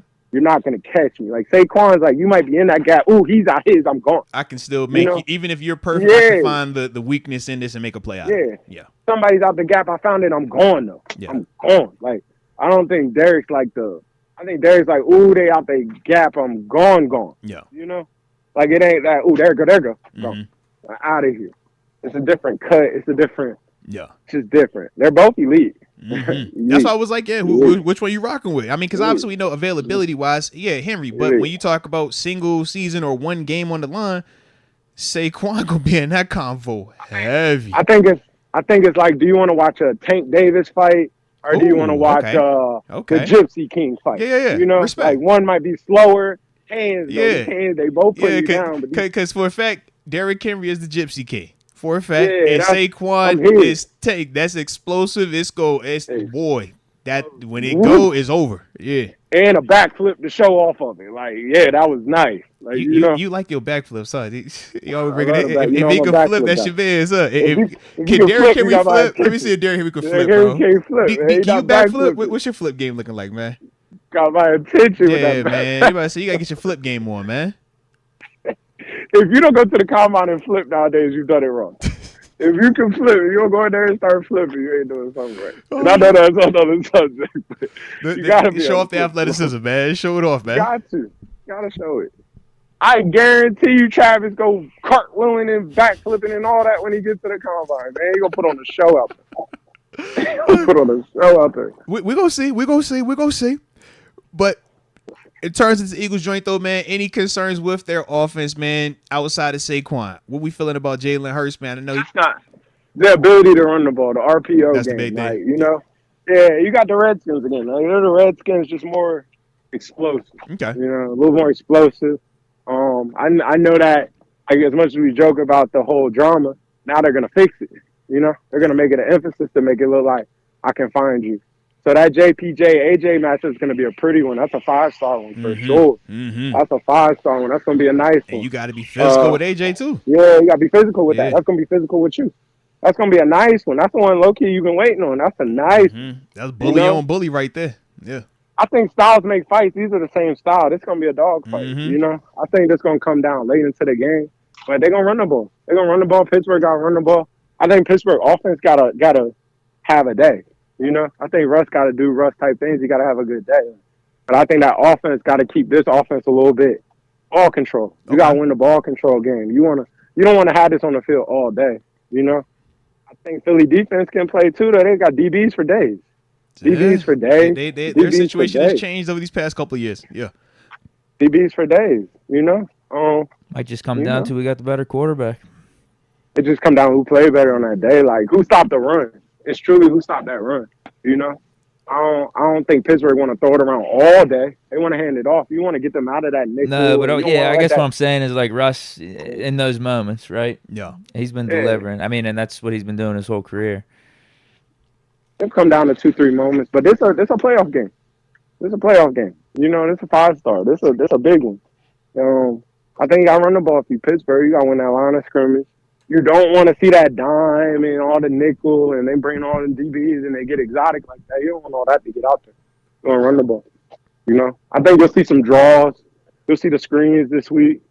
Nakobe Dean and them boys not huge in there. They got that other linebacker that's balling. If you know, you know. That other one's in there balling. He's balling. He was a DN. It's a Moats. That's Arthur Moats. I know you're talking about. Yeah, I know. Yeah, I forgot his boy's name. I know you're talking about. Yeah. He's balling in there. Let me pull him up for you real quick. I know exactly who you're talking about. He's balling in there. I just say that defense is good, man. That's going to be a really good game. You know? Physical, run the ball. who can run the ball better, possessions, the turnover battle. Jalen will turn that thing over, though. Talking about Josh Sweat. Josh Sweat. Yep. From the crib, too. Sound fire. Yeah. Okay. Mm-hmm. Salute. Balling, though. It's a good team, man. So it's going to be a really good game, man. I like Pittsburgh to pull this one out. All right. But I think it's going to be a dog fight. It's scary. Like in the gauntlet, I had Pittsburgh winning 2 of the 3. You know, so you this is I get what you're saying. Yeah, I got them winning 2 of the 3. 2 of the 3. So we house money right now is what you're trying to say, huh? This the first one. They gotta go get this one. Okay. If they lose this one, they will pick up the next 2. I'll say that. They'll right. find a way to get Baltimore again. But I think that Baltimore is dangerous at the end of the road. So I think they really, really, really need this one. Okay. Really, really, really need this one. Okay. You know? And then we got KC at Christmas. Christmas Day, Kansas City action. That's tough. Russ will take care of that. And it's at the crib. But And Sierra will be here. We got Sierra. That's Come on. Taylor will be here too, though. Taylor But she off a tour though, so she ain't got the glow no more. She ain't on tour no more. The era it ended. Yeah. It's over. But she's Taylor though. You know Taylor will be here. She won't be here? She gonna be here, but who the bigger artist right now? Taylor or Sierra, man? Come on, bro. In the NFL or just Pittsburgh. In the NFL, they gonna take Taylor. Don't do that. They got on commercials. Don't do that. I said to Pittsburgh. All right, don't do that. Don't do that. Just in the city of Pittsburgh. All right, in the city of Pittsburgh, who's the bigger artist, Sierra or Taylor Swift? All right, it's the city of Pittsburgh, man. Amongst Steelers Nation. There we go. Amongst Steelers Nation. There we go. We got to get hyper focused on this thing. Amongst Steelers Nation that highway get shut down. I was in that traffic. I've seen that highway get shut down. You know what I'm saying? All right, here we go. I lost my basketball coach from West Virginia off that traffic. Like, he would have never been in Pittsburgh. He would still been in Morgantown.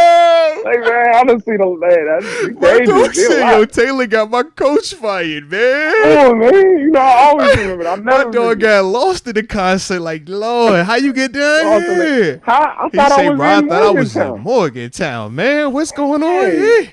I made a bad laugh, like, you know. So it's like, God, I forgot about that. Oh man, that's tough. That's tough. Yeah, shout out to Taylor Swift. All right.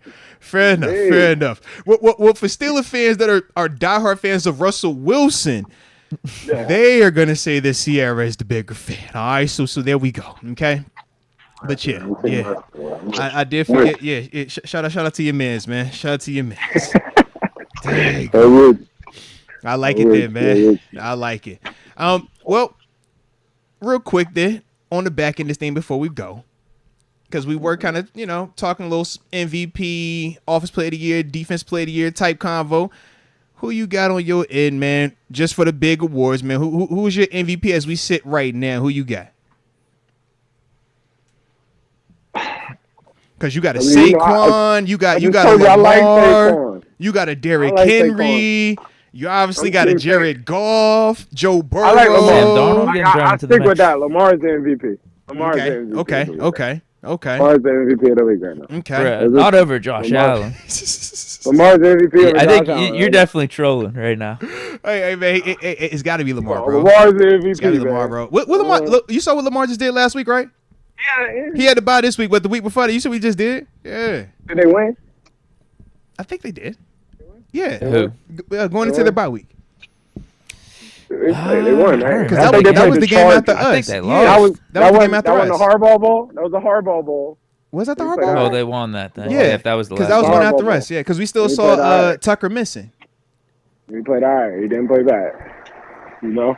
Yeah. I think Josh Allen just went crazy 2 days ago, so that's why you're saying Josh Allen. What Josh do? I forgot. What Josh do this week? What'd he do? Sam Darnold went crazy this week. A lot of people go crazy. Like, what Sam Darnold do this week? What Sam Darnold do this week? That don't make him the MVP. What Sam do this week? Darnold had like 5 touchdowns. Because they said Josh had 6. Josh, they said it was the first time in like forever where a quarterback threw for 3 and ran for 3 in the same game. Didn't they lose?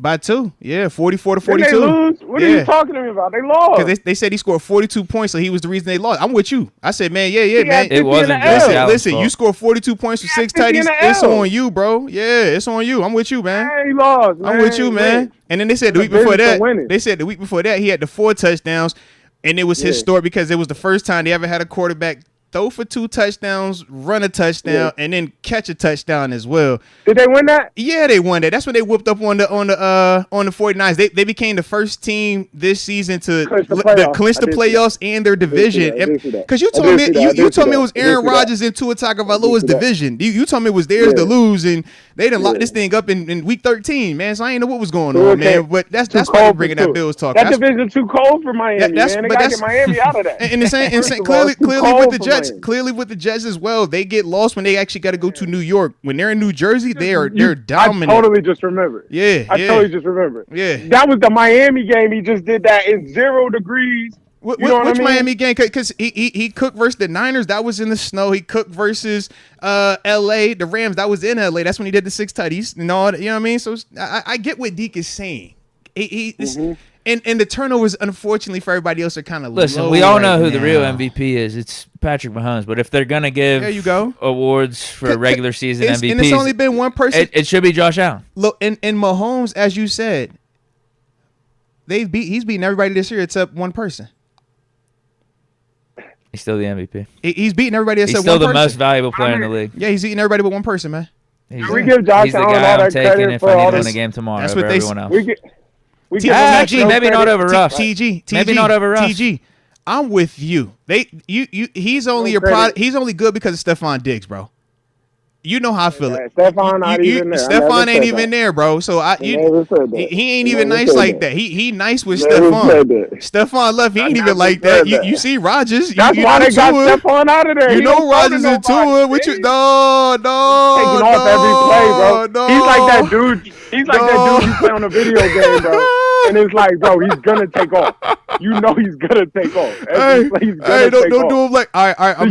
You can barely give him a beat. Like, he dangerous. I give him that. He had 3,000 passing yards also, and 23 touchdowns. That's you know what I mean. That's Lamar got.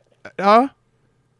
You said what is Lamar? Hopefully Lamar balling. They're around the same for total touchdowns. You remember argument last year? They was like Josh had too many turnovers, even though it was only like 6 to 7 tops more than Lamar, but he had almost 10 plus more tutties than your man, maybe even 13. But they said because he was, on the number 1 seed, even though Josh the number 2 seed, that was why they went there and said, don't worry about the stats. So I didn't know if you wanted to bring the stats up or not. I didn't know how you felt about it. Y'all know what Lamar, y'all pick and choose. When it's Lamar, y'all be like, no stats, team. And then it's like, oh, all right, now it's stats. So I don't know how y'all be doing the Lamar argument, man. I like Josh Allen should win MVP over Lamar. It's not even a question. Oh, okay. Hey, look, because you know how your man just be, I'm like, yo, Lamar, he's the favorite again. All right, shout out to the dog there, man. No, he's not the favorite. Who said he's the favorite? Because right now, like I said, Josh through the air, 3,000. He's 23 tutties, 5 picks, and he also has an additional 9 on the ground with 400 rushing yards. Jeez, he's playing well. And he has a receiving touchdown and 7 receiving yards. Deke don't like that, but he got that, and he has 1 tackle too. He even gave you some defense. You gotta get a tackle. I think they have the same total touchdowns. You know what I'm saying? Let's pull up Lamar. Lamar balling though. Don't get it twisted. Lamar's balling. Heck yeah, Lamar's balling, bro. Josh Allen is the MVP right now. No, it's not, man. It's Jared Goff, bro. He's the quarterback of the best team in the league, man.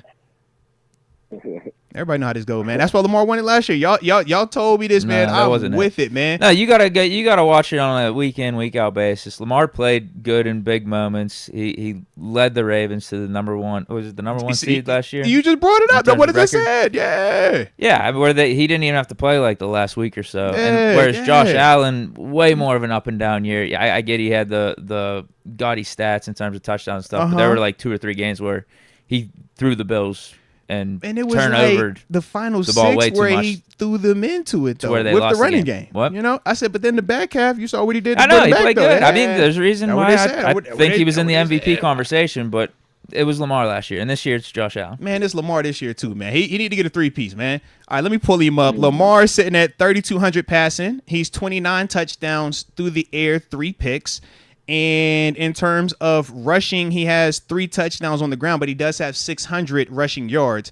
He has 7 fumbles, only 3 lost, though, so not a ton of turnovers on that end. So we like that. Yeah, man. Hey, Josh he's Lamar, bro. Played better in big moments Lamar, and in big games, and you know how it goes. You know how the season flows, and Josh Allen's the MVP right now. I ain't going for it, man. Give it to Jared Goff. They didn't lose last week because of Josh, the 6 touchdowns. He should. If he would have scored 7 touchdowns, they would have won. He only scored 6. It's unacceptable. Yeah, Josh Allen's Not the enough, MVP. Ooh. I think TG agrees. I think he's just trolling you. TG, no, TG don't agree with this, man.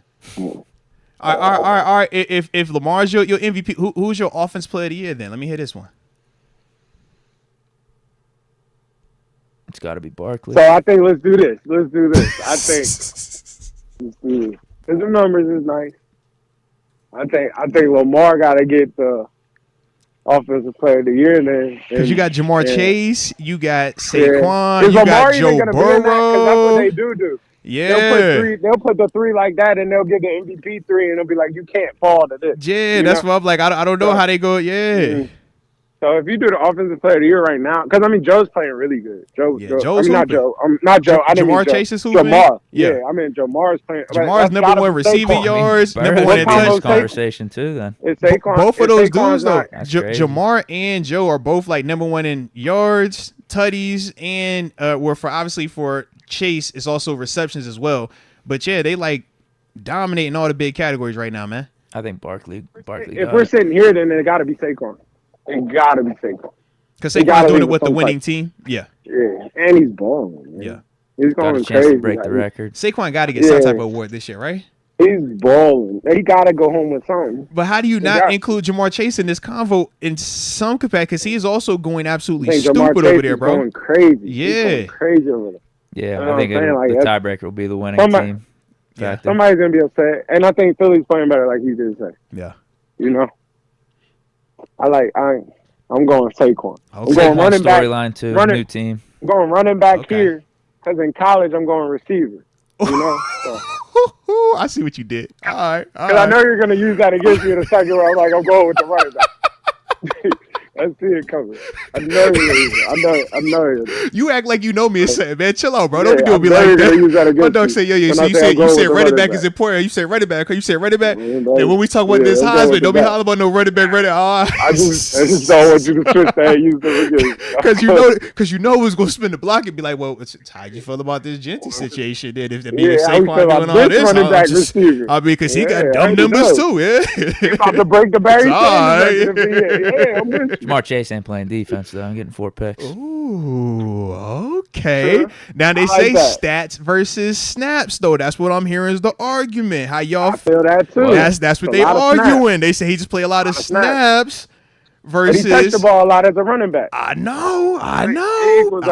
But that's what they trying to say. That's what they be trying to say. No one's done what Travis Hunter has done in college football.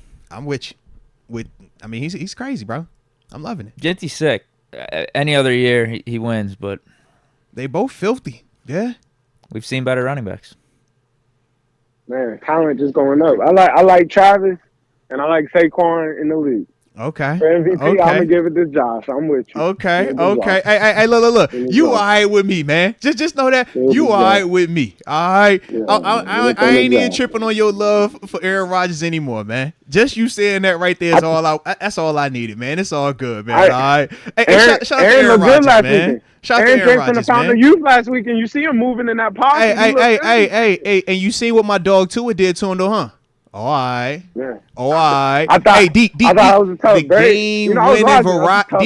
the game-winning drive variety, overtime, the way that you like it, big moments versus the big bad wolf. Look that man in his eyes. He said, I'm awake today. I got time for you today. No, that was the Jets. No, he said, I got time for you today, bro. He looked that man right in his eyes. He said, I got time for you today, bro. No. Hit him with that deep over in that cover 4, man. You know he going to through the zone. You know what it is. You know what it is. Gotta take that. I've seen it. I've seen it develop. I was looking at it. But that's Miami. Ooh. That's what they're gonna run. If you better get your 2 through the zone rules right. Yeah. Who carrying what rules right? Yeah. God, they brought 3 right through. Man. And it's happening fast. Track meet. Yeah. With the lefty rolling to the left. All awkward. Flip the formation. Everything changed right now. Whoa. Yeah. That's the problem. Mm-hmm. This linebacker ain't seen that all year. He been the wheel all year. Come on, man. Now you the bike. Yep. It flips it. Yeah. Everything changes now. Yeah. Yep. Absolutely, man. Well, last one then. Last one. How you feeling about the defensive player of the year? Obviously, we know TJ's then upped it up a little bit more. We've also been hearing some Cam Hayward talks as well. But just across the board, how you feeling about everything, man? Yeah. Cam's nowhere to be seen. Cam ain't got no numbers on him. Oh, that's crazy. Who's top 5 odds then? Because he's putting up the odds on DraftKings. Okay. Oh man, so Cam's like probably 20th. It looks like. Hey, who's top? They got Van Ginkel. Mike in there real high. It's TJ at 1 minus 220. Patrick Surtain plus 900. Myles Garrett plus 1500. Daniel Hunter plus 1700. Okay. I think it's a tough year. It ain't loud on defense, man. I would say, all them dudes, I don't feel like none of them dudes are like loud, yeah. I say that it ain't nobody just. Well, TJ's definitely the favorite based off of like heavy. It's kind of heavy. You said plus 900 was the next one, so right? Yeah. I like TJ. He's got the forced fumbles. He's on like a sack and he has loud moments too. From the leader, I just don't want to say that because that's what I'm seeing a lot. Pass deflections. You know? Because I think if you're in Cleveland, you're like, man, it's no way Miles don't win it. He's balling. He's got loud moments too. Yeah, I'm with you on that. Loud moments too. Yeah, we're all prisoners to like our guy. I'm with you on that. Well, going back to the Barkley conversation, Barkley is on the Eagles, who are what, 10-2, 11-2. Yeah, and then TJ being on the Steelers with us it matters. being 10-3. I would agree. It matters. That helps a ton. Yeah, I agree. I think I mean, if it like to that, I don't even think because Dallas Mike have been out for like 4 weeks. Like, he ain't been going crazy, you know. Probably beat TJ. Okay. Probably beat TJ. All right. Yeah, and so far this is of his last like 5 or 6 years. This is worst year. This call is no longer being recorded. Hey, bro, you the feds, bro? What you got going on? Hey, bro, what was that, fed? Hey, bro, almost banged, almost hung the phone. Hey, no, you ain't about to record that. Stop. I don't know what this is, bro. Hey, bro, what you? I don't know what, bro. I don't know what apps you be having, bro. I don't know what you got going on, man. I don't know what, bro. My dog got the wire on his joint, bro. That thing say, yo, we recording you. No, we. Hey, feds, Deke, don't say nothing. Deke, don't say nothing. That's a new iPhone button, man. Just say, yo, what is that? Yeah, bro. Don't be fed season us like that, man. Definitely don't do that no more, man. Whew. Hey, man. Hey, go. And that's why it's TG, man. You never know what to expect with the homies, man. All right? You never know what to expect.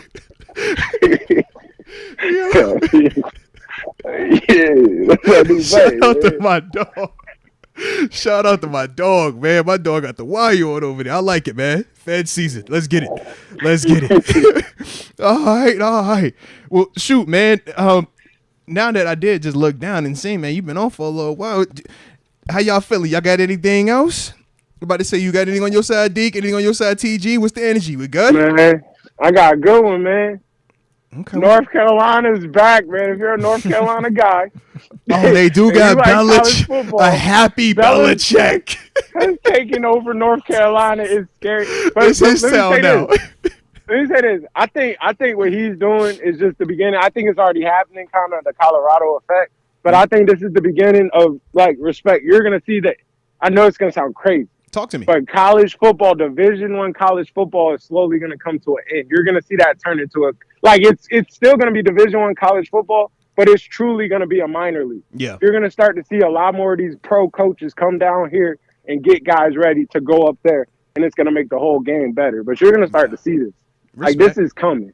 Because it's already the league, man. I seen it's the league today. now because dude got to re-up. They re-up dudes in NIL. Bro, did you see that? Yes, bro. You're getting an extension. From South Carolina. They're giving contract extensions, bro. Yes. Bro, they made an announcement. They said they were gonna extend it. He's re-signed to a 1 year, 1.5. Yeah. Like, he's coming back. Like this is a big ordeal. Yes, bro. Facts. I'm like, so this is the league now. So he's gonna treat that like I like what Saban It's like free agency now. Like, yo, I'm gonna go buy my guys. Yeah.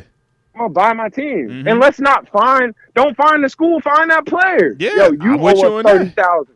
You planted that flag. That's on you. You owe us that. I ain't tripping on that. I don't think they're gonna do that just yet, but I'm not tripping on that at all because that's the league. That's what we do. When we get paid, we get held accountable for it. Come on, they're paying these kids, and that whole thing's a league now. Yeah, that whole setup. They're professional. You're a professional athlete, bro. They're professional. So you gotta, Now you got a Belichick coming in. You got these guys coming, like Deion's doing it, but you got more guys starting to come into this. You know, Vrabel next up. You seen him flirting around, just hanging around. All right. You're gonna see a lot of it. You're gonna see that grow. Belichick's gonna make it. I don't want to say make it cool again, but like that's gonna get trendy, bro. I'm telling you, that's gonna get trendy. Interesting too, though, that Belichick took the job when Arthur Smith turned that one down too. Yeah, they said Belichick came with 400 pages. I did hear that. This is what I'm gonna do. Y'all let me know by tomorrow if you want to do it. But he also told me, he said, "Look, man, and when I'm gone, my young boy taking over this." I said, "Yo, you better put the deal in place, bro." He said, "If when I'm done, little Belichick, this is his spot now. All right, this is we run North Carolina. This is Chapel Hill. Belichick, this is us now." Yeah. But you never know. Like Belichick and Saban, like tight. He might have liked college the whole time. He's just having success in the league. Like you know, respect. They tight. They cool. That's real life. That's real. Come on, you've seen the shows and stuff. Bill and Nick. That's real. That's real. So it's like, and I would say something dangerously scary to say. If anybody can get Nick off of College Network, it's Belichick. Oh, for a fact. I know that's scary to say. You didn't. Belichick was naming guys like. Wait, you're saying Belichick bringing in Saban to be like the DC? Yeah, on his staff. Heck yeah, absolutely. Because anybody can get him up. Yeah. If anybody can get him to get up, we look at it as outsiders, as pride, ego. You don't work for him, he wouldn't work for you. They don't look at it like that. They look at it like, yo, this is my guy. That's my man. It's like, we done got up here together. You've been dominant. I've been dominant. Oh, you want to get back on? Come back on. I got you right here. Like, yeah, it's one thing these coaches sit out for a half a second. They miss that. But you know what I mean? He'll mess around. He will go with Belichick and be on some like, yo, I'm just right here next to you. Whatever you need, I'm here to answer. And you can even attest to this in the profession, man, in the sense of like, it's less work sometimes being the coordinator versus the head, man. So you like, bro, I don't need to have the stress of being the head guy. I still want to have a prominent role and be hands-on, but I just don't want to be that guy. Yeah. Oh, it's like I get to just do football. Like, I'm really here just to do football. Like, y'all do all that. I'm here to get these plays, and let's do this, you know?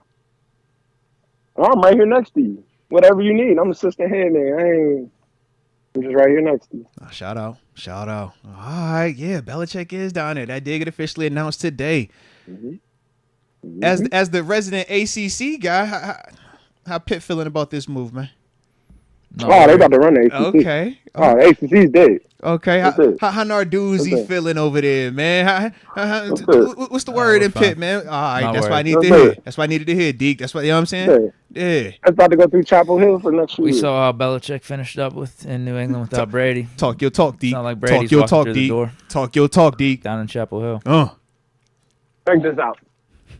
Every pro, every NFL key, every NFL dude that got a key is going low-key. If you played anything with that Patriot, you're going to North Carolina. If you knew somebody over there, you liked how he did, you're going to North Carolina. Like, you see what I'm saying? They're about to clear all that up. Respect. About to clear all that up. If you were growing up in that phase where you watched the Brady Belichick empire, and you getting recruited by UNC, he's calling you. I can see that. He's calling you. You got to think like.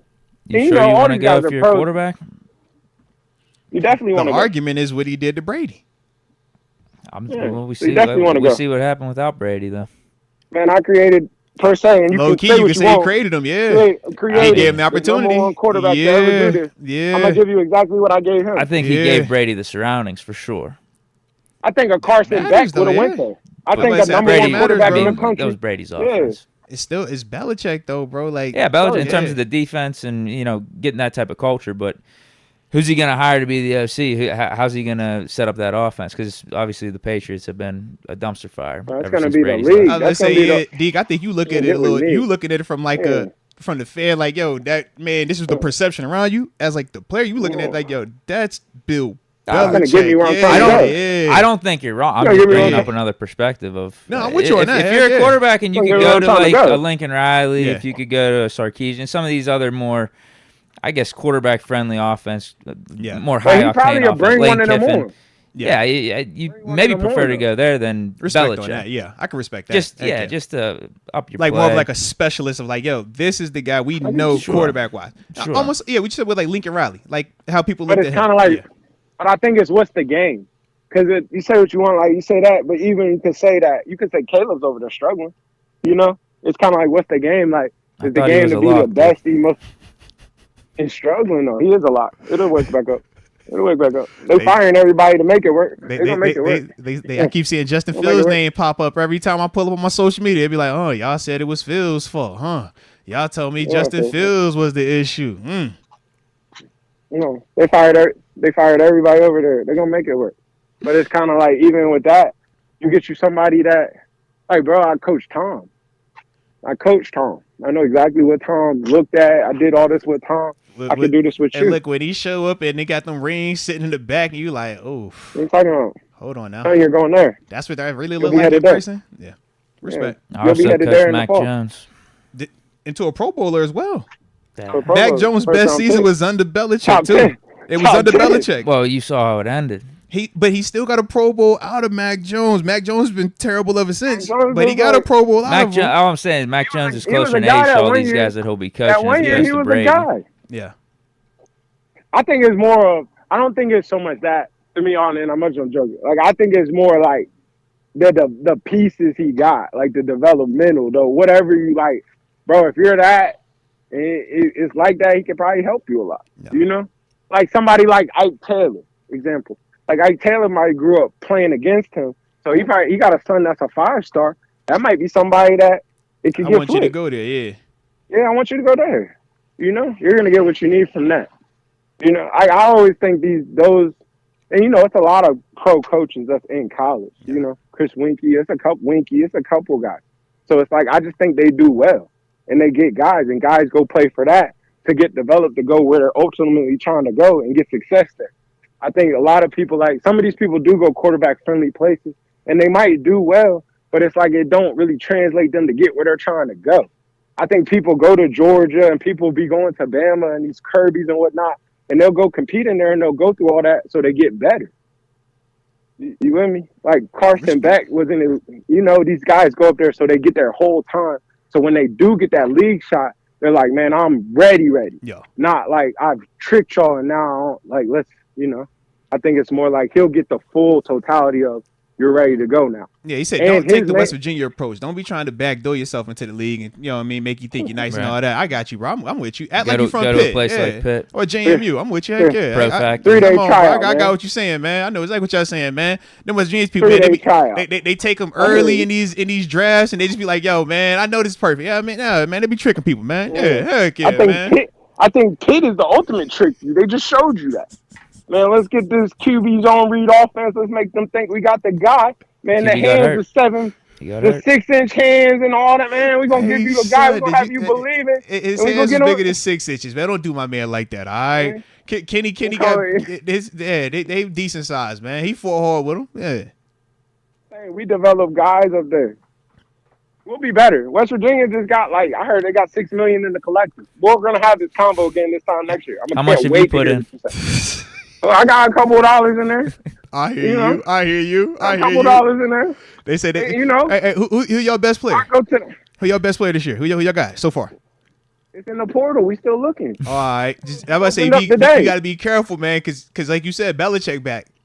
It's a big fish. Just say we got all that money. It's 6,100 kids in the portal. North Carolina's not that far from WV. They said Belichick. That's like 5-hour drive, bro. That's straight shot. They saying, bro, Nah, he doesn't want anyone. Scarier about that. Can I tell you what's even scarier about that? Why would Belichick go to West Virginia and take anyone from that team? Let me tell you what's even scarier about that. Because now Belichick, they take that kid we wanted to take. Now we're going to take the kid you wanted. So now you got to get all the leftovers. JMU or Pitt? He said JMU. I think he said JMU. I think he's talking to us. I think he's going JMU right here. I love it. You know who I'm talking to. He's talking about JMU. He's got to be talking about JMU. He's talking about JMU. He's talking about JMU. He's talking about JMU. So if we feel it, you're definitely gonna feel it. He say it's rolling downhill. I don't care what you say. Okay, it's gonna roll downhill. All right. If we're feeling it, you're gonna feel it. But JMU, our starting running back actually did come from UNC though. Just know we be picking some people. We had a Danucci pull up on us. You know what I'm saying? We don't mind. We don't mind what don't work at your spot. Even though we've had some of ours go and start for y'all as well. Now just know we do what we do now. We ain't tripping. We ain't sat tripping on it now. And TBD on y'all now. We don't know just yet. TBD. We might let them come in here and compete though. All right. I'm good. Let them come compete, man. TBD. But I like it, man. All right, that's got to be it, man, dog. We've been up here for 1:40 with you, man. Way too long to have you on the joint, man. All right, but shout out to my dog, man. We appreciate you as always, baby. All right. Let's get it. Let's get it, man. I'll let you next week, man. Peace. All right. Hopefully y'all were enjoying the convo with the homie TG. And if you were, hit that like button one time for the culture. And don't forget to subscribe either if you are new to the channel. All right, Deke. We 2 hours and 48 minutes in. But we only got 5 supers left. So we just going to run through these, get them all the way done, and then we out. All right. But we definitely got to do this with a little pace on it. Cause, yeah, man, I got to get to the game tonight, bro. Baby girl got her first game, Deke. I can't be late to the game, bro. I'm going to get, you know what I'm saying? All right. Yeah. I lost, I think, the first one. Are we good then? All right. Which name you have? And I'll go off for you then. AJ. All right, perfect. So it's only one ahead of you. Greg Yeager. Shout out to Greg Yeager. And I don't remember if I said it or not. But I'm going to say it again. Hit that like button one time for the coach. And don't forget to subscribe either if you are new to the channel. But he says, does Troy Fautanu start next year? All of that to me is actually no. I think Troy definitely starts next year. Excuse me for that one. Yeah, I think he definitely starts next year because his role is not predicated on what happens to Dan Moore or how we feel about Dan Moore team-wise. I think the team has already shown how they feel about Troy. Yeah, short answer. I bet, yeah. AJ Martinez, crunchy omelets are still good. 5-5 would run on the field with no gear. LOL. Let's go. 5-5. Not sure I can watch Steelers Hollywood. I was Hollywood long ago. Nah, respect. I dig what you're saying on that, man. And yes, crunchy omelets are good. He was referencing when I said you can't make an omelet without cracking an egg in response to the JPJ holding part when you play in that position. It's like, yeah, it's going to happen on occasion. It's going to happen sometimes a little bit more than we might like it. But as a whole, what's the finished product, man? What are we looking like when it's all said and done? So, respect on that. That boy 23. People who say stuff about JPJ, they really came from 3 games and look at the penalties for the top CBs in the league. Yep. Jinx still stands, though. It's the same season. And that's in reference to the GP. What happens if he gets hurt? That people talked about. We all talked about it, but that was definitely pre-trade deadline. And yeah. But I get what he's saying. He said same season, so the jinx counts for the whole year. Kind of like a Madden curse. It's not my timeline. There it is. Because Madden curse is like that. We seen Madden curse. Yeah, that's real. How else were we supposed to defend the Steelers trading for a receiver, though? I mean, that was the case. That was the reason why we had to create more urgency. Yeah, we created more value by saying what happens if he gets hurt. So now it's more need and more value on going to get a receiver. That's why we got Mike, and why we was trying to get Devontae Adams, and why we was trying to get Brandon Ayuk. We know the drill. Yeah. Tons of fun. Baby koalas eat their mother's poop because they cannot fully digest and break down the toxins in the eucalyptus leaves at a young age. Tons of fun. Dropped one of them crazy stats yesterday about we were talking about pigs and donkeys. Yeah, donkeys. No, zebras. That was the other one. Zebras kill more people, kill more zookeepers. Yeah. Than any other animal. Donkeys can fight coyotes. Yeah, donkeys fight coyotes. And then we talked about hogs being 200 pounds and fast as heck and evil. Little mindsets, aggressive. Yeah. Shout out the baby koalas, though. Okay, so the baby koalas eat their mother's poop. Interesting. Okay. I think that's the last one I got. I like that then. Shout out to baby koalas. We do got quality koalas that rocks with the show. Maybe they can confirm one way or the other, but I like that. But yeah, okay, respect. Tons of fun. I like your energy right there. Trust me, man. If wifey ain't just text me about some food stuff, man, I'd have been locked in with you even more so, man. But yeah, we've been in this thing for a little while today, D. I blame you because the polo, bro. When you bring this to work, it's like, come on, bro. Sharp. Why not go some extra time? Shout out to the homie, man. All right.